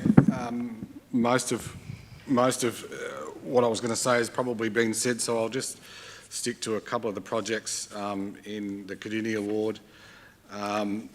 Some are of interest to me, some are a bugbear, but I'll start with, as some officers know, that traffic lights aren't my favourite thing. Most people in Highton like roundabouts instead of traffic lights, but we're going to fund traffic lights at Roslyn Road and Thornhill Road, and that's because there's been a lot of community concern about school children trying to get to school, and crossing those roads during busy school time is a real issue. So lights is probably better than a roundabout. So congratulations to the people around those school areas of Highton Primary School, Montpellier Primary School that take their kids to school by walking or riding rather than car, which is always a good thing to keep cars off the road at that time. We're also getting a bike path / walking path along Scenic Road in Highton, so you can walk from the river all the way down to Warm Ponds with your dog or with your pram, whereas currently now you've got to go on the road. So that's a great project that I'm really, really passionate about. Also, the Province Estate in Highton is getting some remedial works down there for landscaping down at Wandana Gully number 3. Armstrong Creek's getting a heap of things, as we all know. Armstrong Creek, the growth area down there. Blinks Reserve, 1.3 million. Sparrow Vale Wetlands, again, 1.3 million. In Warm Ponds, we're finally fixing Rossat Drive. That's been a contentious issue for a lot of people for a number of years. It's a connector road between Armstrong Creek and Geelong, and a lot of people use Rossat Drive, and it's not quite wide enough. And now with the Warm Ponds train station, it's becoming a nightmare to go up and down there. It's a real rat run. But probably my favourite project for the Belmont area is Winter Reserve are finally getting some netball change rooms. They've currently got a shipping container there, and I was down there on the weekend for their reverse raffle, and they're very excited for the netball facilities. That's only part of what they're getting down there at Winter Reserve. So congratulations to all those recipients. And it's not my budget or a councillor's budget, it's the community's budget. They're the ones that have advocated for these projects, so congratulations to them. And thank you to officers. It's been a tiring 6 months, but we finally got there. And thanks to Darren Schultz, who's not here tonight, but Darren's probably getting greyer by the day. And thank you to him for all his tireless work that he's done on this budget. I think it's his second one, I think. We've done a few more, but thank you to Darren. I really appreciate it. Thanks. Councillor Nelson. I'll say a few words to wrap up, if I may. We all understand the financial pressures of the environment we're currently operating in around not only Geelong, Australia, the globe. Governments are feeling the pinch, organisations, businesses, households, no one's immune. But we are a growing community. We're a desirable place to live because we invest in our community. And so that's why we're proud to have stuck to the 2.75% rate cap. But having capping such as that under CPI does make it difficult to make those dollars go further. But this is a budget that I believe shows that this is what the council group, the executive and officers have focused on. How can we do what we do better? How can we get the most value out of the ratepayer's dollar? And actually some people will be surprised to know that with the average rates payable of $1,544.78, we actually have some of the lowest rates in our region here. You can quickly go to some of our neighbouring councils, pay nearly triple that, and still not get a certain bin for collection. We aim to be middle ground. We don't want our rates to be too expensive side. We don't want them to be undervalued. We want to have a rates notice that people can look at and say, I'm getting value for that. And that's what we always need to be aiming towards. No one likes getting a bill. But if we can say there's good services, the libraries are run well, the pools are open, the roads are in good shape, that's what we aim for here as a community. But with that rates valuation there, you do understand that there's people in our community who are under hardship right now. You know, we are a community, we're not just individuals here. So our financial hardship policy is in place to support those individuals who do need that help. But some of the breakdown in this spending, over $200 million for capital works, $50 million for roads, paths and curb. These are some fantastic spends, and it's probably one of the largest budgets you get in local government right across the state. There's fantastic projects out there, and to have $5 million allocated to Landy Field, matched by another $5 million from the state government, $10 million to get that project done. That is a fantastic one that we finally be able to tick the box on there. Of course, I'm ecstatic to keep the North Ballarat Aquatic Centre open, a pool that myself and and Councillor Jim Mason and Councillor Stephanie Ash before that fought hard to get the funding for, and since then, Councillor Mason and Councillor Wilkingham and myself have fought to keep open. Ocean Grove Bike Track, $3.5 million, a project I'm proud to say I kicked off in the 2020 election period with some money for funding, and now it's going to be delivered. Whoever's in the seat at the time, that's absolutely fantastic to see. Across the entire ward, the signalised intersections in Cardinia, rehabilitation of street sides, out in the north in Windermere, road widening, shared paths, Kiama Drive, that drainage, things that people really need and have wanted to get in the budget for so long and now going to be delivered. Funding for veterans memorials, the Geelong Youth Hub, we're covering everything. There's something in this budget for absolutely everybody. And then to see such passion from the community back, who want to engage with us when we had our budget out for consultation, to get the extra money for netball clubs, the 1.5 for Hamlin Park, projects that were so fiercely advocated for by the community, clearly needed. I'm cutting myself off in a second. But to have extra money for, as I said, the North Ballarat Aquatic Centre, pools, the John Gallery, the arts, neighbourhood houses. No one's getting left behind. We're not just focusing on one area. This is a well-balanced, well-spread-out budget. Thank you to CEO Ali Wasty, all the executive directors, the team from finance, all my fellow councillors, and all the community who took part in the submissions for this process. This is a community budget for the community. So, would you close? Thank you, Mr. Mayor. Just got a bit of comedy from Councillor Murray there. If it was only as simple as rates, rubbish and roads, it'd just be fantastic. We could come in here, we could just get this done in half an hour and it'd just be a walk in the park. But council's just not like that anymore. And we've heard the comments from the councillors, how eclectic it is, how broad it is, how unpredictable it is, how emotional it can be, and how, I guess, at times unbelievably rewarding for the community, and sometimes not so rewarding when the community feels they've been not heard or missed out. But I'd like to think this council has always tried to pick up the slack where it can and be practical and deliver. I think that is one of the things that this council can stand by. It's not always perfect, it doesn't always get done immediately or perhaps to everyone's complete satisfaction, but the intent and the willingness is always there. It's been well documented, we're a rapidly growing area, so we'll increase our rates, which means we'll also have to increase our expected infrastructure for the community, and our community expects the best. So we try and deliver the best. And I think, as I touched on before, it's more about trying to build for design and functionality as opposed to what the number may be in the budget. It's about trying to stretch that dollar as far as it can possibly go, because there's always another project or another expense to be met. And it's worth touching on also, council picks up a bit of the slack here collecting EPA levies and fire services levies, so we do a little bit of the heavy lifting for the state government.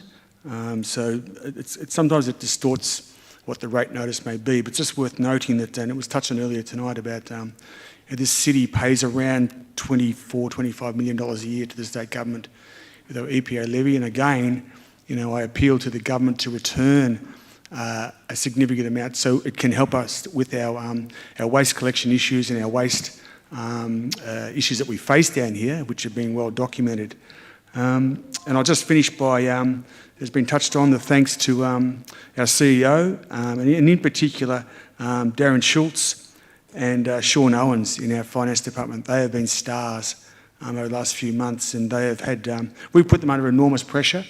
We've asked them to do things that have been incredibly difficult. Not once has there been pushback, or not once has anyone said no. Basically, the response is we'll try and make it work. And I think that's been reflected in the budget. Thank you. Thank you, Councillor Harwood. With that, I put to the vote. All those in favour? Thank you.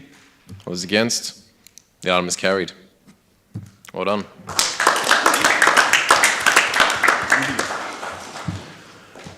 All right, item 2. Youth Council's second report, June 2024. Moved by Councillor Hathaway, seconded by Councillor Maloney. Councillor Hathaway. Thank you, Mr Mayor. So we heard the report from our Junior Mayor earlier this evening. This report asks Council to note the second report from the Youth Council Advisory Committee 2024 and requests the CEO consider the advice provided. There are 12 members on the City's Youth Council Advisory Committee, or Youth Council, who serve as a youth voice over a 12-month term. Aged between 12 and 17 years old, the Youth Council has 3 representatives from each of our 4 council wards. Youth Council provides advice and updates for Council's consideration through monthly Youth Council meetings at City Hall, through collaboration with councillors via the Councillor Connect mentoring program, and by consulting with young people in line with the Youth Development Unit's Youth Voice Activation Framework. The purpose of the second report is to deliver the outcomes of the Youth Council program from March to May 2024. And as we heard tonight, a key issue highlighted in the report is vape use among young people. The report offers 3 recommendations for addressing vape use in Greater Geelong's youth population. Thank you, Councillor Hathaway. Councillor Maloney. Thank you, Mayor Sullivan, and thank you to Hetty Moo for her presentation as Junior Mayor. The Central Youth Hub workshops for designing the co-designing the space for the new Youth Art Hub. It's designed with the youth of our community to purvey a bit of a variety of interests and creative outlets for the youth of Geelong, which I think is really notable, considering that we could potentially design it ourselves but maybe miss the mark. So it's really an astronomical effort for all these individuals to take time out of their day, and I know that they probably have very busy lives studying and perhaps working as well, to actually contribute to local government, which is something that I think that most constituents of our City of Greater Geelong simply don't do. They might be perhaps uninterested in the cause, and I'm really impressed every time we see a report from the Youth Council as to advice and consideration, items that we should have in front of us and be thinking about. And it's clear to me that vaping is an issue that's sticking and is causing havoc. And it seems kind of ironic to me that a product that it contains heavy metals and formaldehyde and propylene glycol, much similar to the COVID-19 vaccines, all of which are carcinogenic ingredients, are coming to the fore, and the students and youth are raising these issues that are damaging the lungs and hearts of our community. So I really think that this is something that we perhaps need to do a special workshop on, or perhaps advocate to the legislation bodies. Federal e-cigarette laws were cited as being confusing, and I think that's a really great call out, because it seems like the federal government don't really know what their position is on this, because they make a bit of money out of tobacco products. So really great call out from the Youth Council to highlight these disturbing events and issues in our community, but really also great to see the leadership of Hutimu and the Youth Council. Thank you very much. Councillor Maloney, any councillors to comment? Councillor Wilkinson. Thank you. I think the presentation by Mayor Hutimu tonight is exactly why we need a youth council.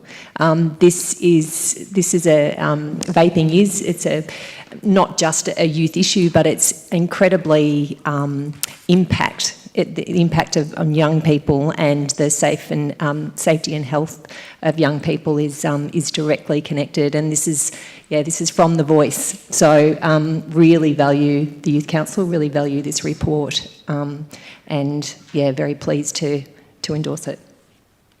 Councillor Wilkinson. Councillor Murray. Thank you, Mr Mayor, and likewise. They're always impressive, and tonight's presentation was no different. And it's really, the timing couldn't be better. So it wasn't the announcement today was that vaping, you'll need a script, and only a pharmacist can do it from the 1st of October, if I'm correct. So what the Youth Council are actually advocating for may have already been committed to, so which is ironic that the presentation was written before today's announcement. So yeah, good on them. Thank you. Councillor Murray. Councillor Mason. Thank you, Mr Mayor. Look, I'd just like to acknowledge the work that the Youth Council's done in so many respects, but I just wanted to particularly focus on the acknowledgement to country, which they crafted recently. And I could read it out. The words are really beautiful. I'd commend you to look it up yourselves, and I commend the work that they did. Thank you. Councillor Mason. Deputy Mayor Aiken. Thank you very much, Mr Mayor. Look, I too echo the sentiments of my fellow councillors about the Youth Council, and I also just personalise it a bit tonight with Timo. If you actually watched her when she first came in here and then who she is today, she's actually grown significantly in terms of her presence and her capacity to present before us. And in fact, we've seen that every single year with all of the youth councillors, how they've actually had significant personal development from the opportunity that the Youth Council does give to them. And I too am pleased that the Youth Council have been a leader on the vaping issue and in fact educated us as councillors about vaping, and as a consequence it really hasn't been confronting over the last week with the decision that vaping is now going to be moved towards pharmacy distribution. That might have seemed something quite unusual for us as councillors, but the reality is over the last 2 years, the Youth Council has continuously challenged the council group about the significant impact that vaping is actually making in the community. And I'm really pleased that the 9 or 11 vaping shops that make themselves look like confectionery shops around Geelong essentially are out of business on Monday, and I thank the Youth Council for their participation in that process. Thank you, Deputy Mayor. Go back to Councillor Hathaway to close. Thank you, Mr Mayor. Nothing further. Thank you. Put that to the vote. All those in favour? Thank you. All those against? It's carried. Item number 3, Financial Performance Report, year to date ended 31st of March 2024. Moved Councillor Harwood, seconded Deputy Mayor Aiken. Councillor Harwood. Thank you, Mr Mayor. I'm getting a little financed out at the moment, but this is the report up until March this year. And it's a pretty favourable position overall. Recurrent operational expenses at 4.1 mil favourable. A couple of areas of significance, salaries and wages against, probably due to mainly vacancies at this point, favourable. Capital projects, favourable. It's more likely because many are still to be completed. We know the costs of materials is not decreasing. Our cash and investment balance is unfavourable. That's mainly due to a deferral in borrowings. Our cash inflow rates through our rates and charges. This is always, I guess, a closely watched item in any budget. We're a little bit down from last year. Our arrears is around about $8 million at the moment. But again, it is expected to improve as we get closer to the end of the financial year, which is not far away. But one of our biggest items there from a liability perspective or owed perspective is the Belchers building, which we remember fondly.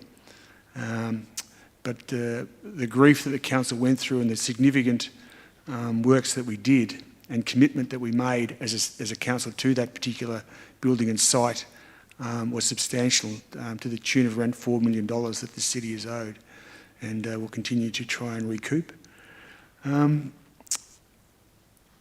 I think typically in this huge organisation where one financial lever is pulled, another financial lever changes. So it is a tightrope that is walked on many occasions, even though the budget is huge, but as are the commitments and the costs of running the organisation. So I'll just make those initial comments for the moment. Thank you.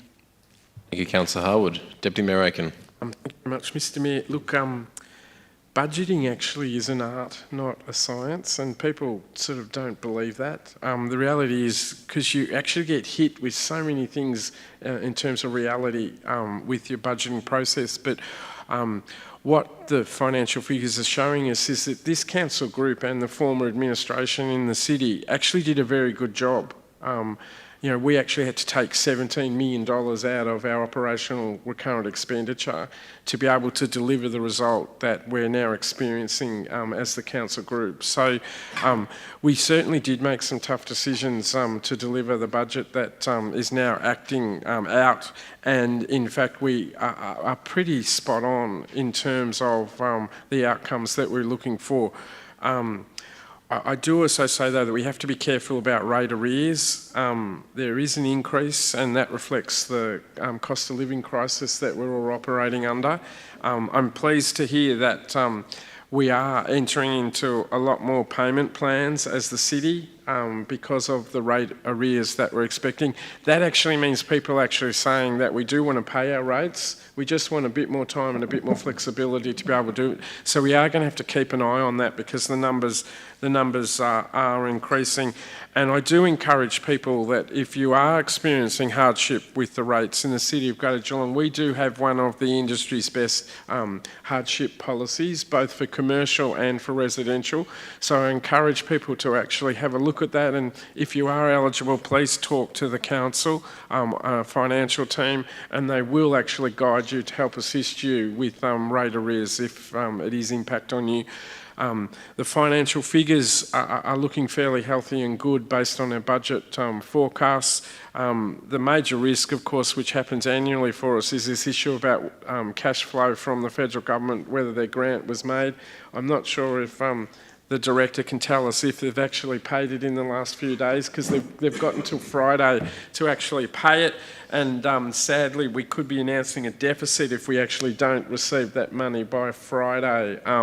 But it's to give the community a surety. It's an accounting issue and it's a cash flow issue, whether we do announce a deficit or a surplus for the end of this financial year. So hopefully over the next 3 to 4 days, we actually get a really nice ding on the email, which actually says that the federal government has actually paid the grants to the City of Greater Geelong. Yeah, we certainly usually do, Deputy Mayor. Other councillors comment? If not, Councillor Harwood to close. Thank you, Mr Mayor. I think enough's been said around our finances this evening. The documents are there available for the community to read and make comment on.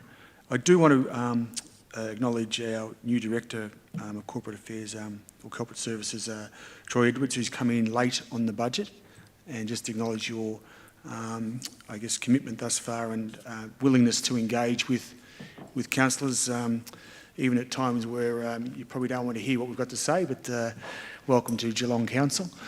But no, thank you, sincerely. So we'll leave it at that. Thank you, Councillor Harwood. Put to the vote. All those in favour? Thank you. All those against? That is carried. Now we have before us now item 4, Amendment C465GGEE, Combined Permit and Rezoning to Special Use Zone for Watherong Aboriginal Cooperative. I will acknowledge we had CEO Simon Flagg in the chamber before, and is that you there, Beth? How you doing, Beth? Here representing the co-op tonight. I'll look for a mover in Deputy Mayor Aiken and a seconder in Councillor Hathaway. Deputy Mayor Aiken. Thank you very much, Mr Mayor. This is actually quite significant for the council group, and certainly it is for our relationship with our Indigenous and First Nations people. We're actually been bringing quite a lot of reports to council about this particular project. At our last meeting, we actually spoke about how we're going to sell some land, so that's out there and being advertised at the present time. This one is actually a significant planning component associated with it, so we're actually doing the preparation and exhibition of a planning scheme amendment, which is actually quite a significant thing to do. And we're also going to be issuing a planning permit as well too, for what is going to be one of Victoria's most significant Indigenous health and wellbeing and facilities that is going to occur in the state. So that's actually why Watherong is actually here tonight, because we're making a really important decision to assist them. This is actually putting all what's the best way to describe it? Putting all the fundamental blocks in place so they can actually deliver their vision and ambition that they have for the Geelong community. Just to remind all the councillors, we have the largest population of people who identify as Indigenous and First Nations people in the local government area of Geelong. So no other council in Victoria has the number of Indigenous people that we have in Geelong. And that's why Watherong Co-op has actually got a multi-million dollar building ambition for that particular site. And it really is to serve that community, to address cultural and reconciliation issues that we need to actually do as a community as well too. And I commend the officers, because this is actually quite a lot of work's been going into this planning scheme and the permit process, and also the land sale process as well too. We are working hand in hand with our First Nations people and Watherong people to deliver this project, and this is another step tonight, and a significant one in terms of our responsibilities as a planning authority. Yeah. Deputy Mayor Aiken. Councillor Hathaway. Thanks, Mr. Mayor. So I wanted to speak to more about the importance of this service in the north and why councillors should support what's before us. In discussions with local mob in the northern suburbs as a councillor, and also through feedback from people that I work with in community mental health, I'm regularly hearing directly from people accessing services at the co-op, and the vital role the co-op is playing in bringing dignity to people's lives, providing physical and mental health supports, connecting people to culture, and quite literally saving people's lives. So just want to acknowledge that and to pass that back. I'm also particularly grateful for the co-op opening their doors to the wider community on a regular basis. I think, particularly after the events of last year, just really grateful that the doors are always open, you're always up for a cuppa and a yarn and welcoming of the broader community to come in. I have seen the plans for the new building. It's a beautiful building. I can't wait to see it built, and hopefully we can sign off on this and move forward to the next steps. Councillor Hathaway. Councillor's comment. Murray. Yeah, just very briefly, you pick up this report, and if you didn't know anything about it, it's very complicated. There's a number of issues, a number of groups that were involved. To three, as I read it, three probably cogs that needed to come together, and if this is supported tonight, this is what happens. So complicated, number of issues all falling into place from tonight. And of course, a very important reason, it's the aspiration for Watherong to increase their services and the North Geelong hub. There is, of course, in the report, the aspiration of what's going to be built, hopefully on that site, which is so exciting. So it has my full support tonight. Thank you, Mr. Mayor. Murray. Councillor Mason. Thank you, Mr. Mayor. Look, I endorse everything that's been said, and not to repeat it, but to add, since the 1980s have the Watherong Aboriginal Cooperative been operating, and what a wonderful job and what a wonderful contribution they've made to the social and general well-being of First Nations people during that time, and I thank them. Councillor Mason. Councillor Contal. Yeah, just very quickly, I also am really pleased for Watherong and if this report's adopted tonight, which I'm sure it will be, it really is positive for that entire community in that area. The Watherong community have been working, you said it's a complex report, have been working and operating on a complex piece of land for decades. I remember visiting on quite a number of occasions over the last 14 years where there's been the old rubbish site still seeping out of the ground there, and they've done a wonderful job operating that facility down there. So really looking forward to what they're going to get done here. Councillor Contel. So councillors to comment.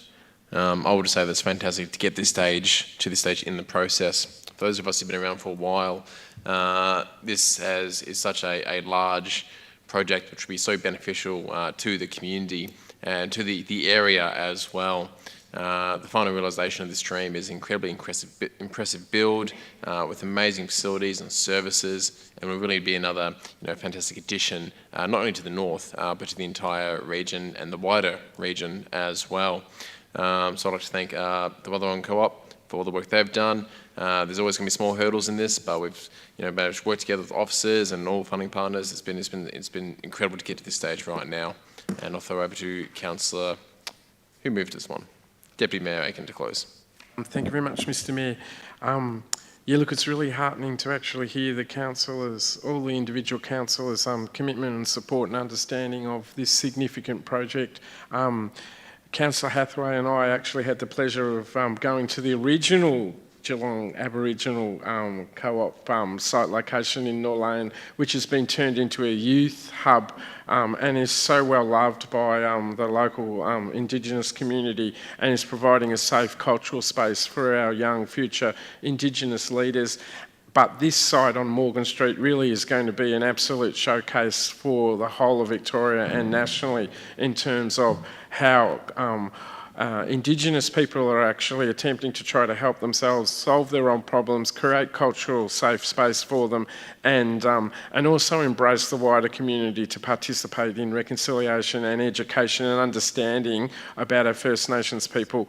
The project is huge, and that reflects why we're doing planning scheme amendments, special planning permit applications, sale of land and other things, consolidations on that particular site. But the hugeness of the project reflects the significance of why it needs to be done, and I congratulate the board of Watherong for actually challenging everybody with this master plan. And as I said before in my initial marks, I really do thank the officers, because they've done a tremendous amount of work to be able to assist Watherong Co-op to navigate through what is a really difficult process, but we're getting there, and I look forward to the official opening of what is going to be an absolute icon in the northern suburbs. Thank you, Deputy Mayor.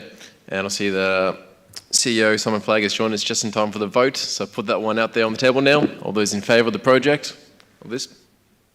Thank you. All those against? That is carried. Well done. Number 5, Murupanya Park Master Plan.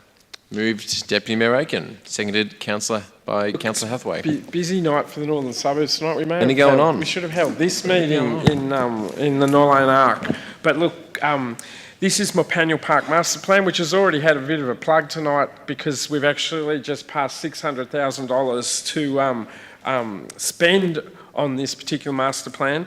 But this is actually the final conclusion of adopting the master plan. Council had, in fact, it was Councillor Aiken back in 2020 on the request of the North Shore Residents Group to actually seek a master plan for Murupanya Park. For those that don't know where Murupanya Park is, it actually is a hidden jewel that actually looks back towards the Corio Bay, and it actually has a beautiful beach. It is a beautiful swimming area, and in fact it is a hidden jewel, because most people think it's just an industrial site location. It actually has a very strong and vibrant residential and community that live there. They have actually been the drivers of this project. They demanded the original master plan to be undertaken. We delivered funding to enable that to happen.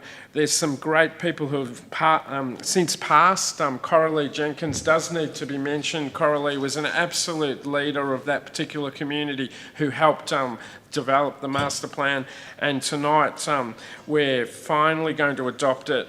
And I must say that the community still is going to be involved in consultation. We've now got $600,000 to spend towards the estimated $4.5 million worth of works that are undertaking. The community will be consulted about what are the priority aspects of that $600,000. So we will still work with the North Shore Residents Group to actually determine how to spend the $600,000, how to prioritise it, and I'm sure they will continue in their lobbying process to make sure that the council funds the additional money that's needed for the infrastructure out there as well too. And I do encourage, if you have not been out to Mapanul Park as a councillor or as a member of the community, if you're online, please go and visit it. It is the hidden jewel of the northern parts of the Bay in Geelong. Thank you. Thank you, Deputy Mayor Aiken. Councillor Hathaway. Thank you, Mr. Mayor. Look, without repeating too much of the detail, I too would just like to acknowledge the role of the North Shore Residents Association. I know this has been a long time going and I've come in late at the piece, but yeah, it's nice to finally get to this point. You know, it's sad that Coralie isn't still with us to see us finally achieve this, but hopefully she's up there somewhere going, we finally got there. But yeah, just want to acknowledge the work that Coralie's put into this and on a number of issues in the northern suburbs over the years. And again, this is another one I'm looking forward to seeing implemented. Thank you, Councillor Hathaway.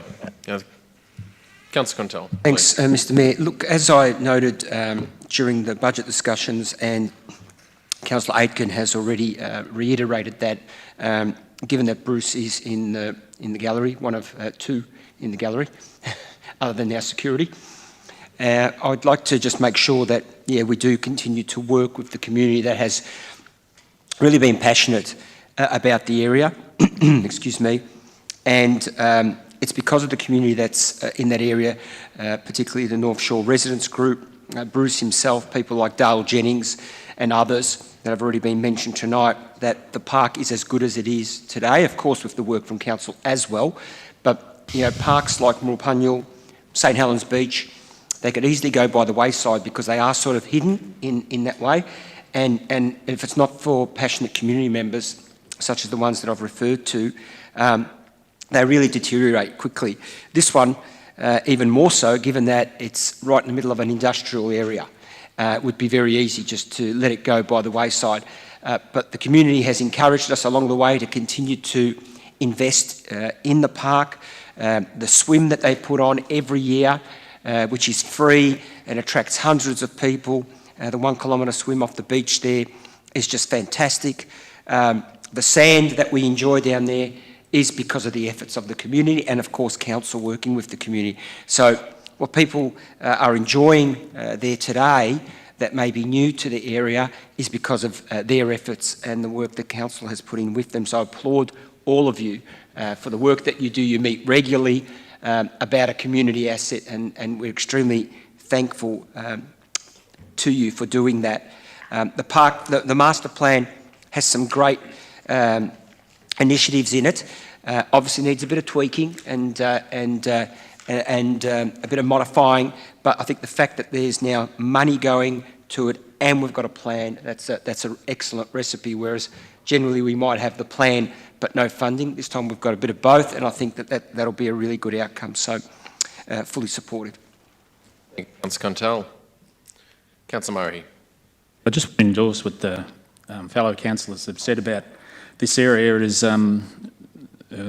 perhaps Geelong's best kept secret, and the more we speak about it, it's no longer a secret, and you want to keep it that way, I think, Bruce. I had a local resident in my ear a couple of weeks ago about this, so I hope he has been involved in the community consultation, and of course his concerns were about the trucks that go through the industrial area and what effect they have on the local residents. So without really having diving into this report about that. I just wanted to highlight that. I hope it has spoken about the truck routes through this area, and I'm getting a nod, so that's great. But and want to endorse, I haven't done the swim, but I've seen the photos, and it does look very inviting. And of course, the view from there across back to the city is really special. So 600,000 to start with, and really hopeful that this can be progressed in years to come. Councillor Murray. Councillor Cadwell. Thank you, Mr Mayor. I don't want to repeat what people have previously said, but I do commend the words of all of the fellow councillors who have spoken on this. As someone who's seen master plans sit on the shelf, it's really gratifying, to see funding being allocated, particularly for important community projects like this. And I really commend particularly Councillor Aiken and Councillor Hathaway, and probably Councillor Quintell, who's probably had some long-term hands on this project. So well done for getting the funding. Excellent. If there's no further comments, I would also like to endorse the words of all the councillors before me. Clearly there's great support for this place, so I look forward to seeing the next council group doing the Moorapungal swim next year, so it'll be fantastic to see you all together. With that, I'll throw over to Deputy Mayor Aiken to close. Nothing further to add, Mr Mayor. Thank you.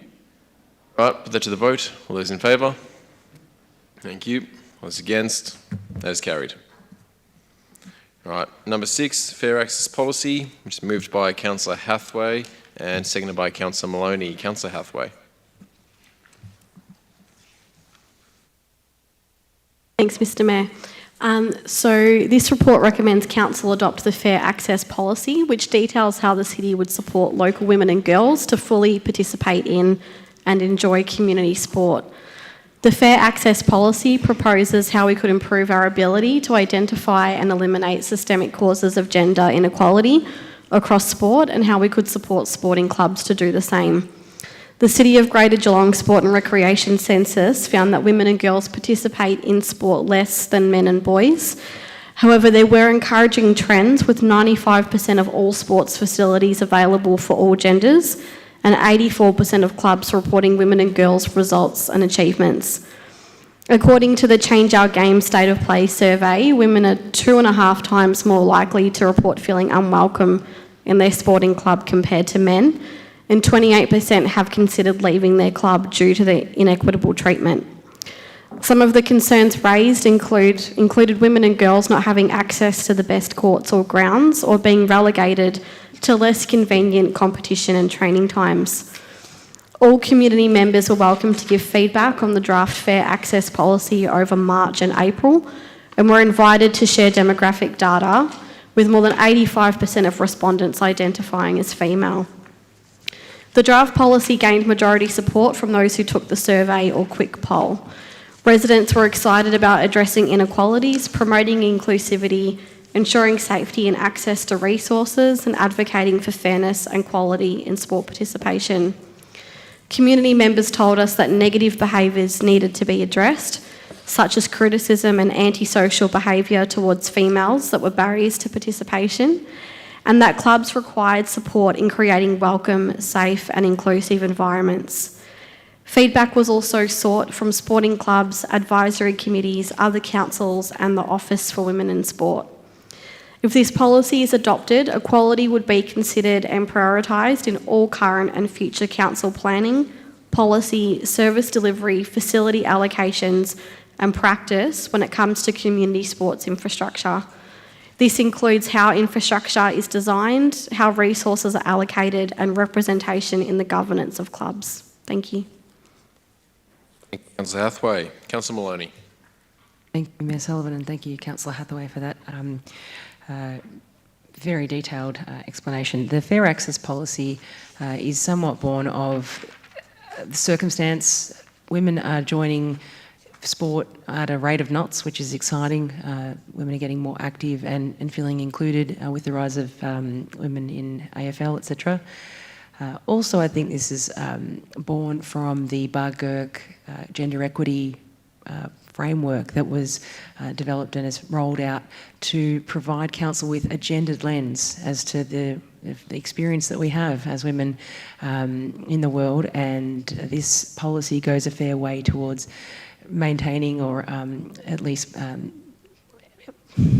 I guess making it an equal playing field for women to enjoy safe spaces and safe participation in sport, which I'm all for. Thank you. Comment? Oh, Councillor Hathaway to close. Further, Mr Mayor. To the vote. All those in favour? Thank you. All those against? It's carried. Item number 7, our community plan, quarterly report, March 2024. Moved by Councillor Mason, seconded by Councillor Nelson. Councillor Mason. Thank you, Mayor Sullivan. This is the third quarterly report from January to March 2024. Mr Mayor, this monitoring tool helps us keep on track with our key visionary and strategic documents. It also keeps our progress transparent into relation to our strategic plans and our annual action plan 23-24. Mr Mayor, it's always important to keep our primary documents in mind. Our action plan is based on these documents being Greater Geelong, a clever and creative future, and our community plan 21 to 25, a proud, safe and healthy community. So there are 75 actions within our action plan, annual action plan, and I'm very pleased to report that until the end of March this year, 11 actions were complete and 53 were on track. So I congratulate and thank CEO Wasty and staff for this excellent progress. Nevertheless, that leaves 11 actions which are not progressing as they should, and now aware of this, we need to understand why and how we can redress these if possible. So I'll only mention 3 of the 6 delayed actions. One is the implementation of Stage 2 of the Drysdale Sporting Precinct Master Plan. The completion of the complex cultural heritage assessment fieldwork has been delayed due to a large number of cultural artefacts that have been discovered. Secondly, we have delayed in the preparation of the Innovation Reconciliation Action Plan for endorsement by Reconciliation Australia. Again, there were constraints in that First Nation communities requested a pause due to the outcome of the referendum. And the third delayed action was to promote access to sport and physical activity for women and girls through the development of the Ocean Grove Sporting Infrastructure Plan. Though there was in principle support for this plan, details have remained unresolved in the Devlins Road area. So, Mr Mayor, I'll leave that for other councillors to make other comments at this stage. Thank you, Councillor Mason. Councillor Nelson. Thanks, Mr Mayor. Yeah, I'm going to talk about one of the projects that's been delayed, but from a good point of view, because this is a project certainly close to my heart. It's the Rippleside all-inclusive play space. It's been delayed due to funding shortfall, but the tender process is underway, the contracts are underway, and it's due for completion or starting to commence in September 24 with completion in mid-2025. Better late than never, I guess. But this play space will be for kids of all ages and abilities, including multi-sensory nature play elements with opportunities for physical, creative, social and passive play. So really looking forward to that park getting underway and completed next year for everyone in the community, especially those people with disability. Thanks, Mr Mayor. Councillor Nelson. Councillors to comment? Back to Councillor Mason to close. Thank you, Mr Mayor, and thank you, Councillor Nelson, for supporting that motion. In particular, I'd like to note that in support of climate change adaptation, we've continued to upgrade LED street lighting and have converted 5,000 of 5,200 street lights. Also, we've partnered with industry stakeholders to deliver clean tech programs and initiatives, including clean tech grants and Nexus Clean Tech Innovation Festival. This has amplified the regional innovation for a circular economy to which we all aspire. The city's agreed to host the Nexus Clean Economy Showcase in 2024, which will bring together around 150 stakeholders from across business, industry, academia and government, all with a stake in accelerating the clean tech sector and the transition to a circular economy.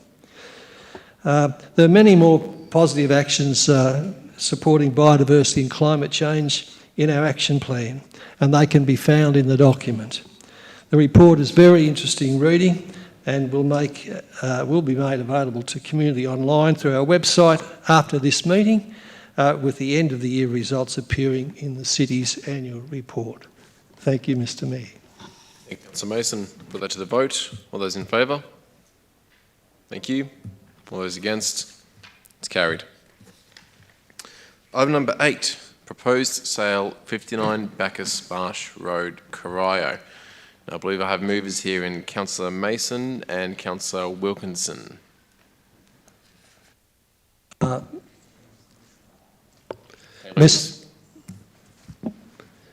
Mayor, I'm moving this motion for procedural purposes, and the report recommends Council begin community engagement for the sale of the land at 59 Bacchus Marsh Road, Corio, formerly used for Meals on Wheels. Councillor Mason. Councillor Wilkinson. So the report recommends that Council appoint a submissions review panel to hear any submissions related to the proposed sale, with a report on the outcomes of the panel to be presented to Council at a later date. Thank you, Councillor Wilkinson. Deputy Mayor Aiken. Look, I wish to speak against the officer recommendation and foreshadow an alternative if this motion is actually lost in a vote. The community in the northern suburbs is probably not ready for the sale of the land. They actually would like the opportunity to explore expressions of interest, whether it is for other community usages that have not been identified in the internal review, or even if external expressions of interest the social housing providers actually say it is a site that they're possibly interested in to provide social housing in the northern suburbs. As a consequence, I actually believe and encourage the council group to vote against the officer recommendation and an opportunity for Councillor Hathaway and myself to foreshadow an alternative motion for this item.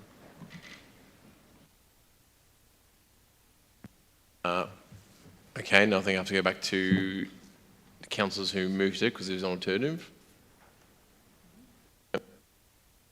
Speak again, Councillor Mason. Nothing further to add, Mr. Mayor. Thank you, Councillor Wilkinson. And nothing further to add. Thank you. Open to the wider council group. Any councillors wish to make comment? Not. Let's to the vote. All those in favour of the current recommendation? Against? Thank you. The current motion is not carried, but there is a foreshadowed motion. Deputy Mayor, do you have a seconder for your motion? Councillor Hathaway. Thank you. Deputy Mayor Aiken. Yeah, look, the motion, foreshadowed motion, is that Council notes the outcomes of the internal review of alternative options for the land use and or building. Number 2, requests that the Chief Executive Officer conduct an expression of interest for the land use and or building for community usage or social housing usage under the Council's adopted social housing policy. And number 3, note that a future report will be presented to Council to consider the outcomes of external expression of interest process. Essentially, what we're saying is that we want to go to, we've had an internal review, the officers have made a recommendation from that internal review, and their belief is that we should enter into a proposed sale of process.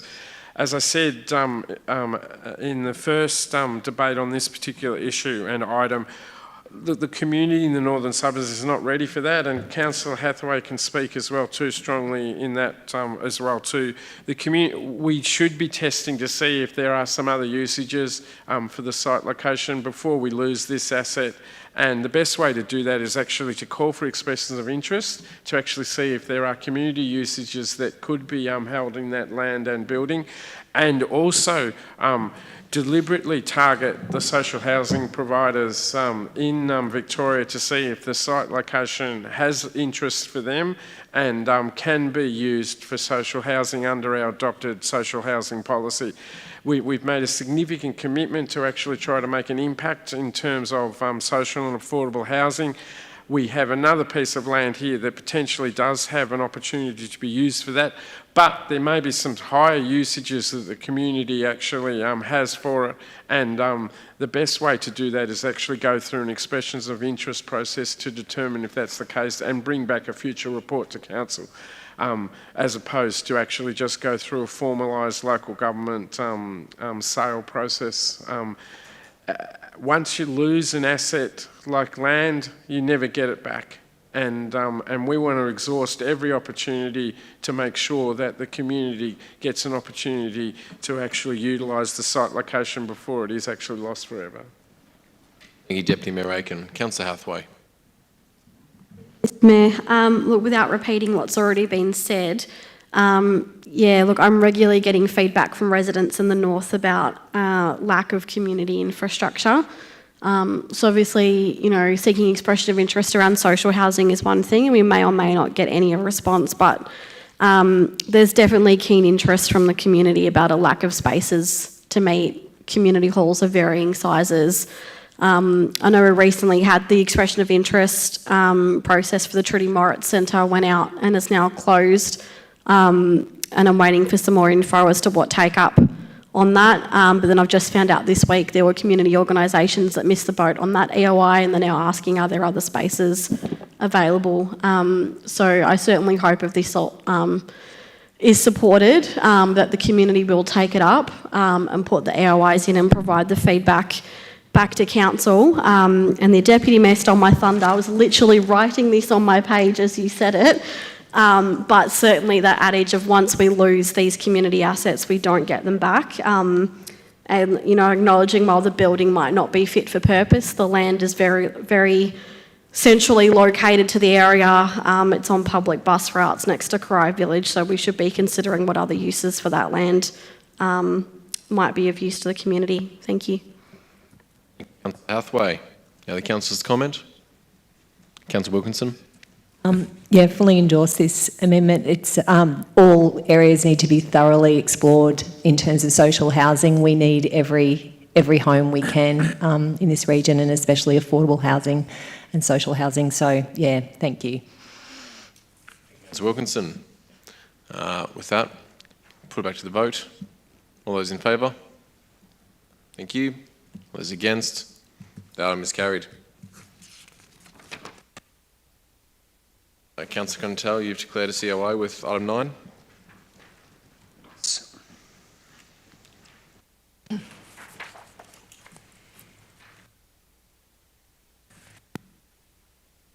Try to keep on 907.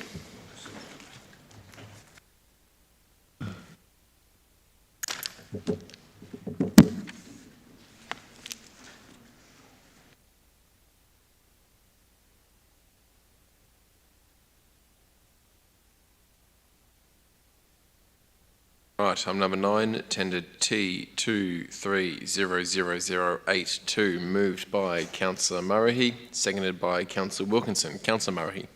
Thank you, Mr Mayor. In this matter, the council is asked to approve awarding the contract known as C230082, collaborative receival and processing of commingled recycling from council curbside collection to Cleanaway Proprietary Limited as the successful tenderer.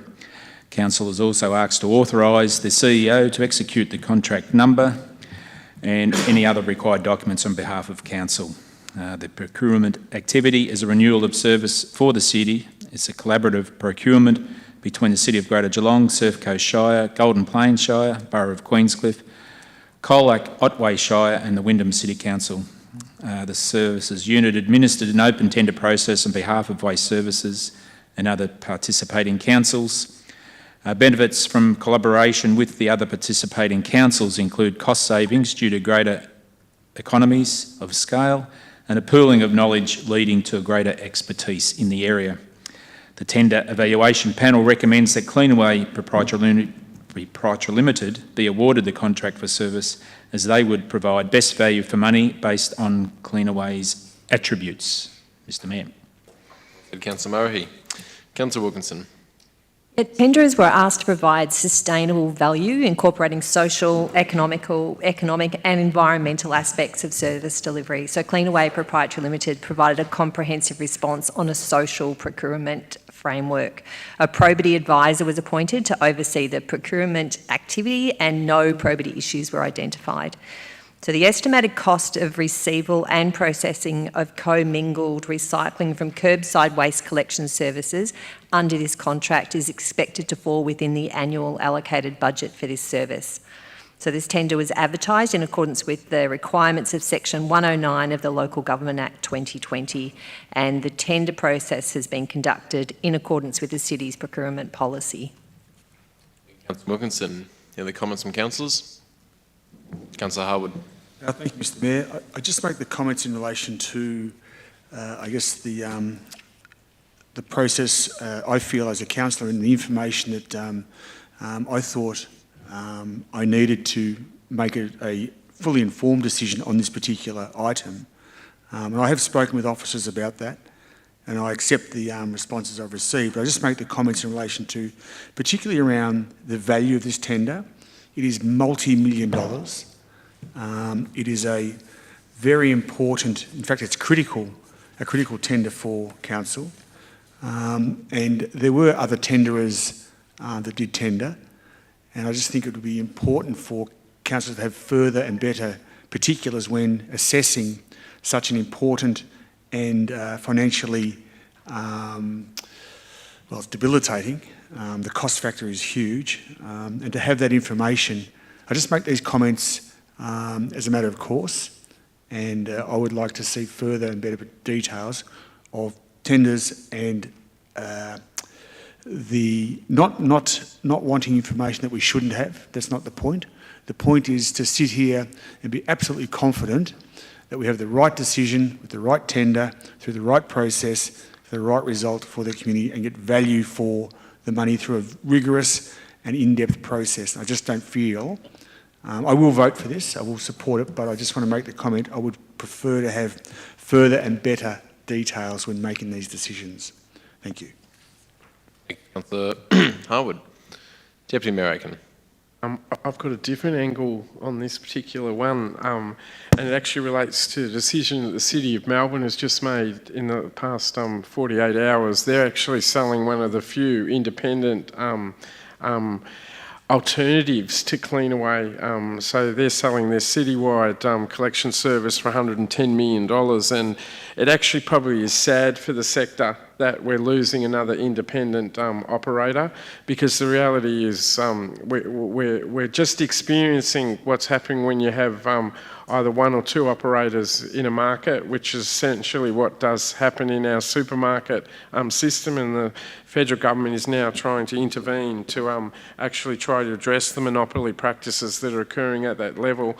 I fear for the future of local government in terms of our curbside systems that it's been dominated by Cleanaway in particular, and as a consequence it will remove choice and opportunity in pricing, and it is the responsibility of the sector, I believe, to keep an eye on it. And the loss of an independent operator like Citywide will have a dramatic impact that an operator like Cleanaway is moving to nearly a monopoly position, and we're going to have to watch that and be careful, because monopolies are not good, and you do not get the competition and pricing in the marketplace when you have such a dominant player. Deputy Mayor Aiken. No other councillors comment? I'll go back to Councillor Murray. Thank you, Mr Mayor. And look, I agree with Councillor Harwood's comments in relation to this as well. It's like requesting further and better particulars, so we are really fully informed about what the tenders are about. Not that we don't know, obviously, about Cleanaway and the curbside collection. but there's much more to. But in any event, nothing further to add after that, Mr. Mayor. Thank you. Put that to the vote. All those in favour? Thank you. All those against? The item is carried. I'll ask that Councillor Contell be returned to the chamber.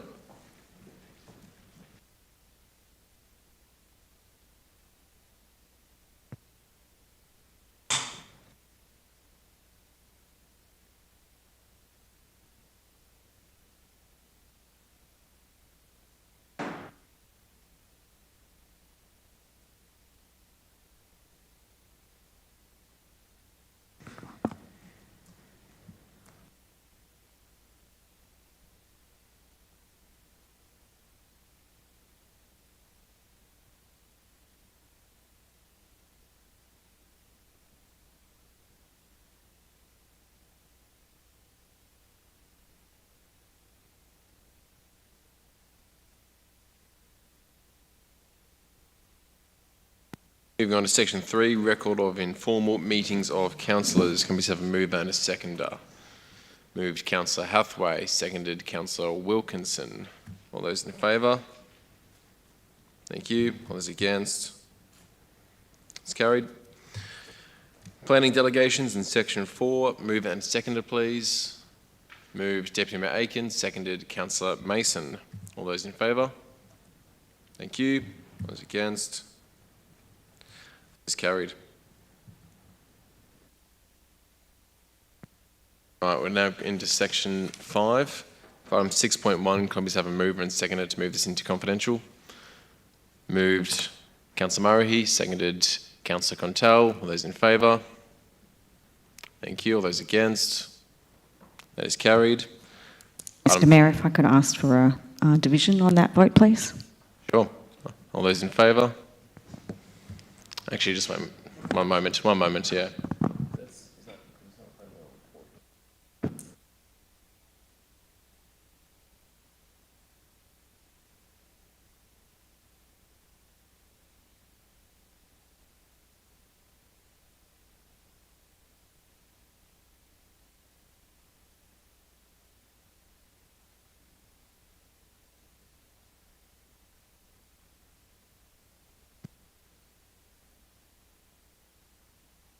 Yep, now we can do a division on that. So all those in favour was Deputy Mayor Aiken, Councillor Hathaway, Councillor Sullivan, Councillor Mason, Councillor Wilkinson, Councillor Murray, Councillor Nelson, Councillor Contell.